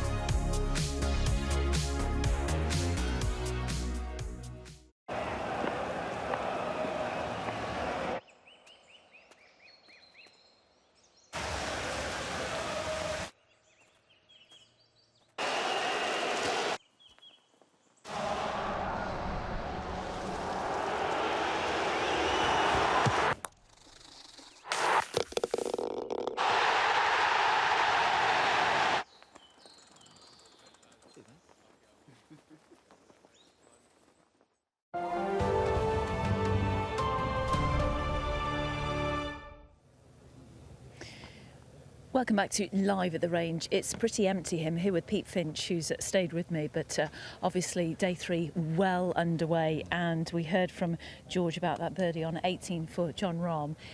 And my goodness, 8 birdies, a couple of birdies on the front nine, but six, I'm just counting them, 6 birdies on the back nine, 10, 11, 12, 15, 16 and 18, home in 30 strokes, 63, which is, Pete... New course record. New course record. El Fuego. I think because obviously the new 17th hole has gone in, a few new tees have gone in, whatever the lowest score was this week would be the open course record around this golf course. Yeah. So, I mean, if anybody else reaches 63 today, that's obviously going to be hugely impressive, but it shows that the score is out there.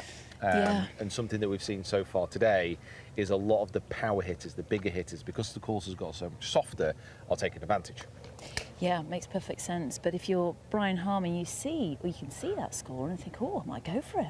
Tommy Fleetwood might go for it. Yeah, I wonder what the game plans are for each of these guys. Well, that's the thing. So with Brian, he's built his game over the first few days. Short game exceptional. He's been the best putter in the field by quite a long way. Well, he's been the best putter in the field, but also it's been drier. He's been able to execute different types of shot. He's been able to control his game within the wind.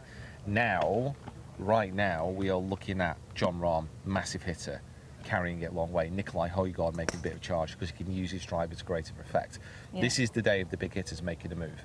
So that's why you'd expect people to catch Brian up, because he's not that power player. Of course, this is all academical. Like, he could go out there and just play exceptional golf yet again and pull away further, but I do expect people to get up to him. Yeah, I mean, if Brian, if he was to finish 2 under par, 12 under, that puts him in a just sensational position, doesn't it? Anything under par for him today is great. Yeah. Anything under par is great. What he doesn't want to do is give other players hope. No. Because you know these are professional golfers. They desperately want to win. If they see him bleeding a few shots, he's only going to encourage him. You know, he can kill the field a little bit if he goes out and makes a few early birdies and they see him pulling further away. He could force mistakes because, you know, we have one round to go. There's plenty of golf to be played. You know, no one's going to win it today, but he can certainly move himself ahead. Did you hear that? Yeah, absolutely. Well, this is great because like the wind switched a little bit, so we're getting all the atmosphere wafting over the range. Totally. That was such a loud noise. That could have been Rory's birdie on the 5th, or it could have been someone else's. But Rory's started. He's made 3 birdies, so he's moved to what's he on now? 4 under par. Started the day on 1 under. Power hitter. I don't want to brag, but my predictions this week have been absolutely unbelievably spot on. So can we see the smug face? So I am expecting. It's true. It's been brilliant, amazing. I'm expecting Rory to get probably to about 6 today. Oh, and just can't put believe himself in that spot. But well, we've highlighted the front 9 where Rory's capitalising on.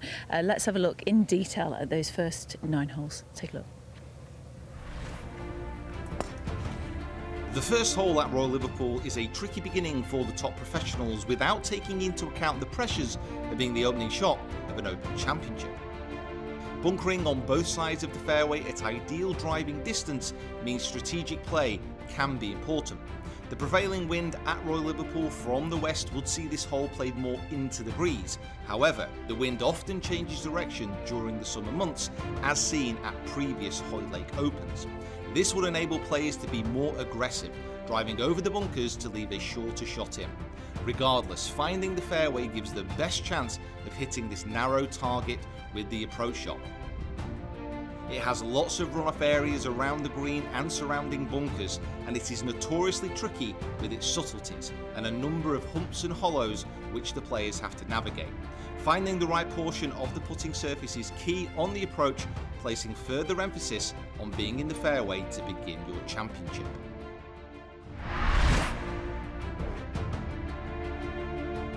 Stand is the traditional 18th hole for members and has been the backdrop for many iconic moments in past Open Championships prior to the routing change in 2006.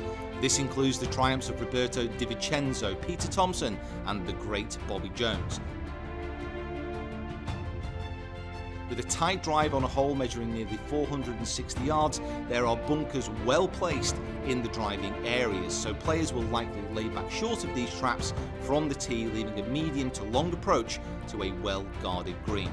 Front pins on this hole may well be tough to access, with 3 bunkers protecting the narrow entrance, so players will likely favour the back portion of the green on most days, regardless of the pin. The third hole at Hoylake during the Open is played as a first for members and is a beloved 19th hole for match play situations. The reason it is so well adored and feared is the difficulty it can possess, with the possibility of finding out of bounds on both your tee shot and approach shot. The internal out of bounds runs the entire length of the right hand side of this hole as it doglegs sharply from left to right. There is a possibility for the bravest players to try and cover a fair portion of the out of bounds from the tee, but even the slightest push could end in disaster, and any shot pulled off the intended line will most likely find rough beyond the fairway. Therefore, many players will take out an iron off the tee and leave themselves around 180 to 220 yards to the green. Out of bounds again can come into play on the right as players hit their approach, but a significant bailout area to the left is a good miss on windy days and will no doubt be a popular spot. The green itself is relatively straightforward but can possess very subtle breaks, as is often the case at Hoylake. Players who have played the first 3 holes at par or better will be thrilled as they approach a scoreable part of the course. The beginning of a gettable 2-hole stretch, the fourth is a fun risk and reward hole that usually plays downwind, offering up a good birdie chance, but only to those who navigate it shrewdly. Some pins on a sloping green can be inaccessible if the wrong spot is found with the tee shot, making positional play all important. Many players will opt for an iron off the tee, attempting to hug the left side of the fairway and allowing a great angle to attack with a wedge. The putting surface itself is raised slightly and runs off on all sides into bunkers and swales, but with a good tee shot, the fourth is a great birdie chance. The fifth is arguably the best birdie chance on the course. It's the shortest of the 3 par 5s at Hoylake, and a good drive on this hole that moves slightly off the far right bunker is absolutely ideal and will leave a medium to long approach into a well guarded green. Players who move their ball from right to left will be licking their chops on this hole, as both the drive and the second shot require the shape to reach the intended target, as the green is set at a right to left angle and 2 bunkers guard the entrance. Shots played up to the right of the green may find their way down a hill onto the putting surface, but those that stray too far right will leave themselves a tricky chip. And any shot which flies directly at the pin may find trouble either short or long. Much will depend on how the conditions play, but the fifth is a great birdie chance. The first of 4 wonderful par 3s at Hoylake, the sixth, plays slightly uphill to an elevated green. The front of the putting surface has a severe runoff, with cavernous bunkers awaiting at the foot of the hill both front and left. Players who miss right will have their short game equally tested with a bank on that side of the green that runs away from them. Middle of the green is a safe bet from the tee, but accuracy is paramount. However, in benign conditions and with a favourable pin location, the world's best will see this hole as another chance to improve their score.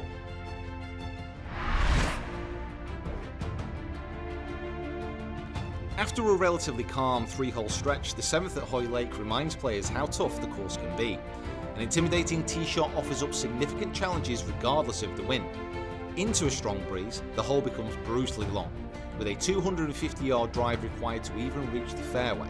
Whereas if the wind switches to an easterly direction and conditions are firm, carrying the ball onto the fairway and stopping it short of the nasty bunkers on both sides of the driving area will be tricky. Gorse awaits very loose shots from the tee left and right, but if the fairway is found, the approach can be a little bit more straightforward.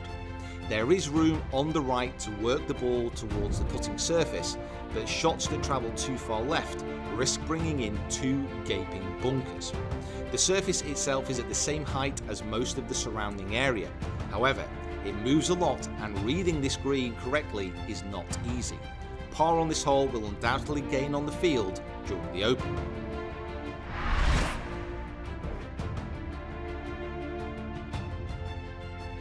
On the 8th at Hoylake, players will need to be aware of the out of bounds to the left, although this shouldn't come into play for the world's best golfers. The question then becomes how aggressive players want to be, with bunkers guarding the right of the fairway and gorse creeping in on the left-hand side. The further down players go, the tighter the fairway becomes, creating a greater risk of finding the course. A good play is to hit level or just before the bunkers on the right of the fairway, leaving a medium to short approach and giving a great birdie chance. However, if players get too cute to a right pin, a tiny runoff area and 2 front bunkers await to gobble up golf balls and potentially turn a birdie chance into a bogey. Caution should therefore be exercised in tricky conditions, especially when missing the fairway from the tee. A fun par 3 as players reach the end of the front 9. The prevailing wind on this hole, usually right to left and slightly down, can present problems. At 200 yards with a long green that runs diagonally from left to right at an angle, holding the ball up against the wind and landing it short is somewhat of a challenge, with 2 front bunkers making the entrance very narrow. Runoff areas back left and a bunker to the left can also cause issues with back pin locations. The green also has a large amount of movement, and holding short putts for birdie or more likely par will be difficult.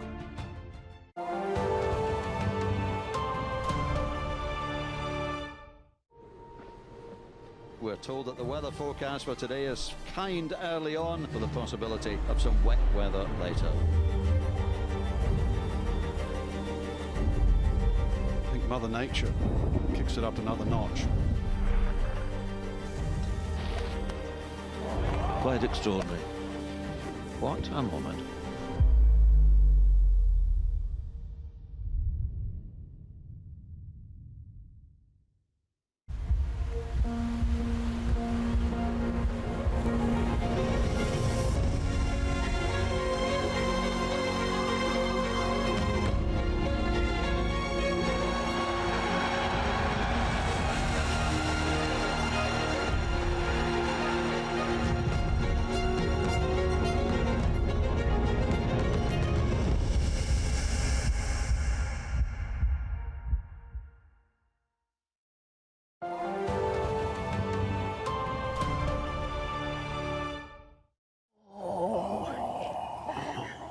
There is breaking news on the range. We just heard that Brian Harman has had a bogey on the first hole. Tommy Fleetwood par, so the score's now -9 and Tommy 5 under par, so just 4 strokes in it. My goodness, there's a change already, Pete. Moving day at the Open. Yes. What a time to be alive, isn't it great? I mean, not a way he would have wanted to have started. Our cameraman is getting very artistic and he's gone off somewhere. He's coming back in just a second, but it's getting very, very tasty, isn't it? We are on the range. We've been here all week and we're here until 4 o'clock. The last tee off, they've gone, they've played the first hole, and we're well and truly underway, that last group. Here he is. Well done, Kev. Where have you been, Kev? He was just sort of hanging around over there. I think he was having a couple of lattes. Yeah, he was just getting artistic, wasn't he? He was. It's like these flares showing through. I really do hope it's only a latte, Kev. It might be something else. Let's have a look at these pin positions on the front 9, which we just saw the first 9 holes. And if we turn that round for Kevin, anything that stands out for you? Well, to be honest, I think they have taken moving day, the greenkeepers, and run with it, because there are so many accessible pins here. So if we start... Yeah, so here. the first hole at the front of the green, that really cuts the length of the hole down to size. I mean, we're talking a 460-yard par 4 with the pin at the front. That automatically knocks it down to 430. It's in a lot of players hitting wedges in there. Second hole, I don't think you could have you could have a kind of position probably here, but again, that's very, very gettable. Hole 3 is the furthest away from the outer bound you can get. Hole 4, back right, stunning pin location if you want to make a birdie. The 5th hole, you can aim to the centre with your second and have an eagle put across the green. Wow. 6th hole, that is the easiest spot. Yeah. Pretty much in the middle, just on the top of a little slope, but very, very inviting. And this is a story that just continues, like the 7th hole, back left, in nice location. 8th hole, a little bit tricky over there. You got a little runoff area by this front bunker, and that 9th is absolutely stunning if you hit a little bit of a draw. I think what the greenkeepers have done here, they've had a look at the weather potentially and said, oh, it's going to be a bit grim. Yeah. We're going to make these pin positions slightly easy, because what we saw in the first 2 days is a lot of pin positions very, very tightly tucked to the sides. Yeah. These pin locations, even though there are a few to the side, actually, if you hit towards the centre, you can still get a decent birdie putt. And they're more attackable. Okay. But this is why we're seeing some of the low scores. Good stuff. Okay, so that's the front nine. Let's take a look at the back nine and see what challenge that is. Traditionally a par 5 at Hoylake and at the Open, the 10th will play as a par 4 in 2023, and suddenly becomes one of the most difficult holes on the course as players begin their back nine. The drive is fairly innocuous, however placement in the wrong position can leave difficult lies for the second shot, which will probably be a mid to long iron at best. A large mound in the middle of the fairway can also obstruct views to the green, which is slightly raised from the fairway.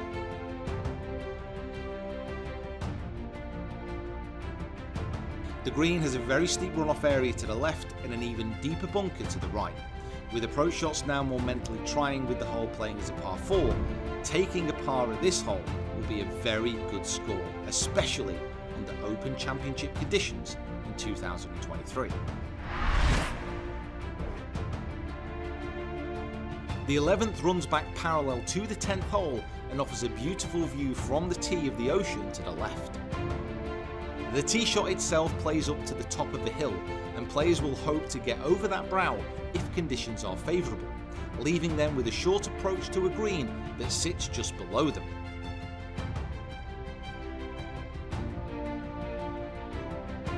The approach is fairly narrow and tight, so the shorter the club in the player's hands, the better. Depending on pin placement, players can be aggressive in trying to make birdie, but trouble awaits on both sides, with bunkers flanking the entrance of the green and a difficult steep swale to the left, making for a tough up and down. Depending on pin placement, players can be aggressive in trying to make birdie, but trouble awaits on both sides, with bunkers flanking the entrance to the green and a difficult and steep series of swales to the left, which will make for a tough up and down. The 12th continues around to the left-hand side, running along the shoreline and dog-legging from right to left. However, the fairway cambers slightly from left to right. 3 bunkers lie in wait to the right-hand side for aggressive tee shots that are leaked that way. Depending on the wind, longer hitters could be able to take the bunkers completely out of play with a right-to-left shape up the hole, but a sea of rough all down the left-hand side makes that option risky. Once the fairway is found, a tough approach can always await depending on the pin. The green is raised significantly from the fairway and is very long in length. Pins at the front are very accessible where the green is at its widest, but the further back the flag, the tougher the shot, as a huge runoff area to the left creeps into the back of the green, which can become quite tight, with misses to the right and long also leaving very difficult up and downs. A favourite hole of many members at Royal Liverpool, the par 3 13th is a stunning hole that employs optical illusions to only add to the difficulty. From the tee, it appears as if there is no room to the left, with only far right pins fully visible, and the undulation of the mounds 100 yards away blocks any view, leaving the impression that left is a no-go zone. The green runs diagonally from right to left, with a bailout zone short and right. Anything pin high right, however, could find significant trouble with a bunker to the right and a gnarly hill, from where an up and down is extremely difficult. That comes into play more than would be expected. The 14th is a brilliant hole and another very difficult par 4 with an intimidating championship tee. The hole appears to be a slight dogleg, but in fact curves quite significantly from right to left. The traps down the left-hand side signal the start of the hole turning on that right to left dogleg. In the right conditions, the very longest players may be tempted to try and carry the traps to the left. However, this brings in significant risk with gorse to the left-hand side of the fairway. One of the key features of this design is it's almost necessary for players to be level with the bunkers or just short to see the green and have a reasonable angle to the hole. Like the 13th, the 14th green has a mound short that impairs vision and makes it appear as if there's no room to the left. From the fairway, the right appears to be the safe miss. However, there is also a steep runoff area on that side. this makes a play to the back left of the green the percentage play. The green slopes lightly and again is tricky to read. A superb championship hole. The 15th hole, previously the 16th hole in past Opens, has been significantly lengthened since Rory McIlroy's triumph in 2014. In 2023, the hole will play over 600 yards, and if the wind is into the players' faces, the hole can become quite intimidating in its length, particularly from the tee. With the prevailing wind, however, players can take a significant portion of the length away if they manage to smash the driver over a portion of the bunkers to the right. Finding one of these bunkers will make par a very tough ask, but hitting the fairway certainly brings birdie into the equation. If they can reach, most players will have a go at the green or play an aggressive layup to the right 60 yards short of the putting surface. A number of bunkers line the left of the green, and entry from the right is the ideal angle, again suiting a player who can shape the ball from right to left if they're having a crack from the fairway. The green is fairly difficult to put on, with subtle slopes proving difficult at times. Nevertheless, this still provides a good birdie chance, barring a stiff headwind as the players prepare to play the last 3 holes. A long hole that can play even longer than its usual yardage, many players will lay back short of the fairway bunkers on both sides and leave themselves well over 200 yards to the green. The green itself suits a running shot and welcomes low ball flights that enter through the mouth of the green, with bunkers to the left and right. A long hole that can play even longer than its usual yardage, many players will lay back short of fairway bunkers on both sides and leave themselves well over 200 yards to the green. The putting surface suits a running shot and welcomes low ball flights that enter through the mouth of the green, with bunkers left and right. However, a cross bunker 50 yards short can come into play if entering the green from the wrong angle. The surface itself is very big and requires a deft touch to navigate successfully. Into a stiff breeze, this is a very strong par 4 and requires the utmost respect from the players.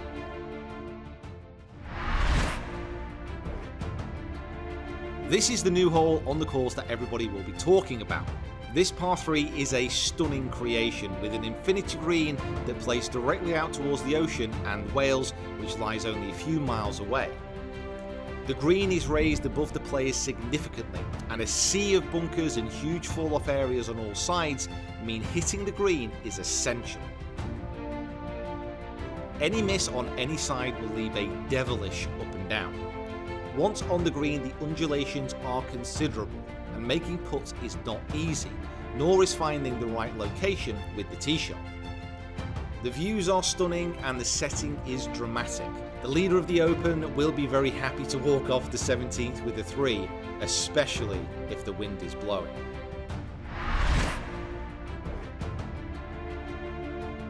The 18th hole has seen significant changes in 2023, and this hole will certainly produce even more drama. The championship tee has been moved back around 50 yards and significantly further right, whilst the out of bounds down the right hand side has been moved 20 yards further left. The fairway appears very narrow and requires a tee shot of 240 yards to even reach the short grass. With dangerous bunkers down the left and out of bounds down the right, if players want any chance of a closing eagle, they have to hit the drive of a lifetime. The fairway moves from left to right around the out of bounds, and the approach is framed by the stunning open grandstands. Bunkers around this green will make a second shot very difficult, and a layup might not be the worst option if players trust their wedge game. This is a fantastic finishing hole that could produce double bogeys and eagles.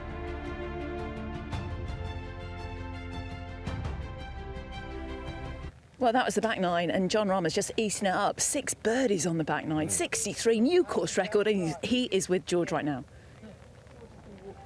Sure. Jon Rahm, enjoy that drink, because that was a seriously hot round of golf. How did you enjoy that today? It was extremely fun. You know, early on the morning when it was raining, it looked like it was going to be a bit of a battle, but you know, I was of the mindset that today was a perfect day to make up shots, and I was able to just do that. How crazy is it to look at your card, you were 1 under through 8, and then all of a sudden 8 under at the end of the day? Yeah, but it's funny, all those holes that were the difficult stretches the last few days, it became the easy holes because they were downwind. So 11, 12, and 14 were played much shorter, and again, I was able to take advantage of those in the par 5s. Obviously an extremely good back 9, right? I did everything I needed to do and made a few bonus putts.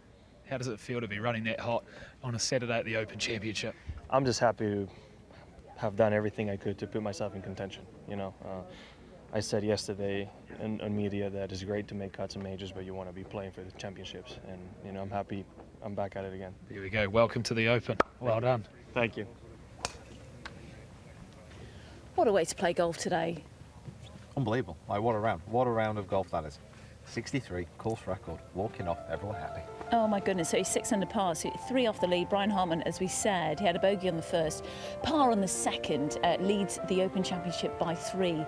That lead of 5 has been diminished by 2. My goodness, it looks impressive, doesn't it, seeing that 63. What about the afternoon players? Because you just said to me the wind's just switched. Yeah, well, one exciting thing as well, Tommy Fleetwood, 1 under, has made a birdie. Woohoo! This is just shaping up to be the best day ever.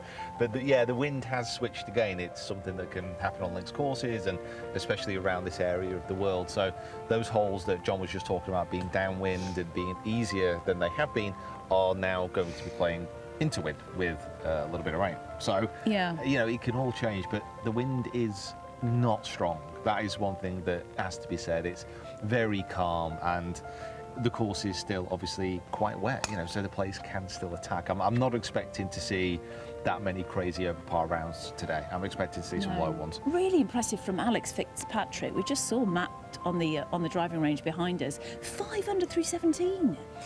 Yeah, absolutely fantastic. And no, he's been actually swinging it really well all week, and he's been looking very, very comfortable. There is a scenario potentially where Alex and Matt Fitzpatrick could play together tomorrow. That would be amazing. Which would be that very, would be very cool. There have been brothers that have played in Open Championships together before. I'm not sure there's any that's ever played together before, though, in the final round especially. Oh my goodness, that would be magical. Mum and Dad watching or walking around, or maybe too scared. A lot of parents don't like to watch their children play sport today. Rory McIlroy, his score at the moment, he's at 3 under par for his round, 4 under for the day through 7 holes, making a little mini charge. I mean, it could be the case that we get to the end of today and we have some real big hitters all with a chance of winning it, because this is what we want to see. We want to see tomorrow. We don't want to see like a couple horse race. We want 4 or 5 players up there, exciting golf, and everybody going for that title. Oh my goodness, great to see Tommy Fleetwood though with that early birdie, get him off to a steady start with all the crowds cheering. We're on the range. We've been here all week. We've heard some cheers, didn't we, from across the road from the course. And what's your prediction for Tommy's score today? I reckon he'll shoot 3-4 under. Okay. I think he'll put himself in the picture. I think by the end of play he's going to be a couple behind. Yeah. Which I think will favour his game. Like in the past when he's been leading, sometimes he's not been able to sustain it. Yeah. Chasing with a crowd behind him, yes. Oh my goodness, it's not called moving day for no reason. Everything's moving on that leaderboard. It's changing all the time. We will be back at 11 a.m. on Sunday for all the action from the range. You can watch it on YouTube, Red Button on Sky if you're a UK viewer. We'll see you tomorrow. Goodbye.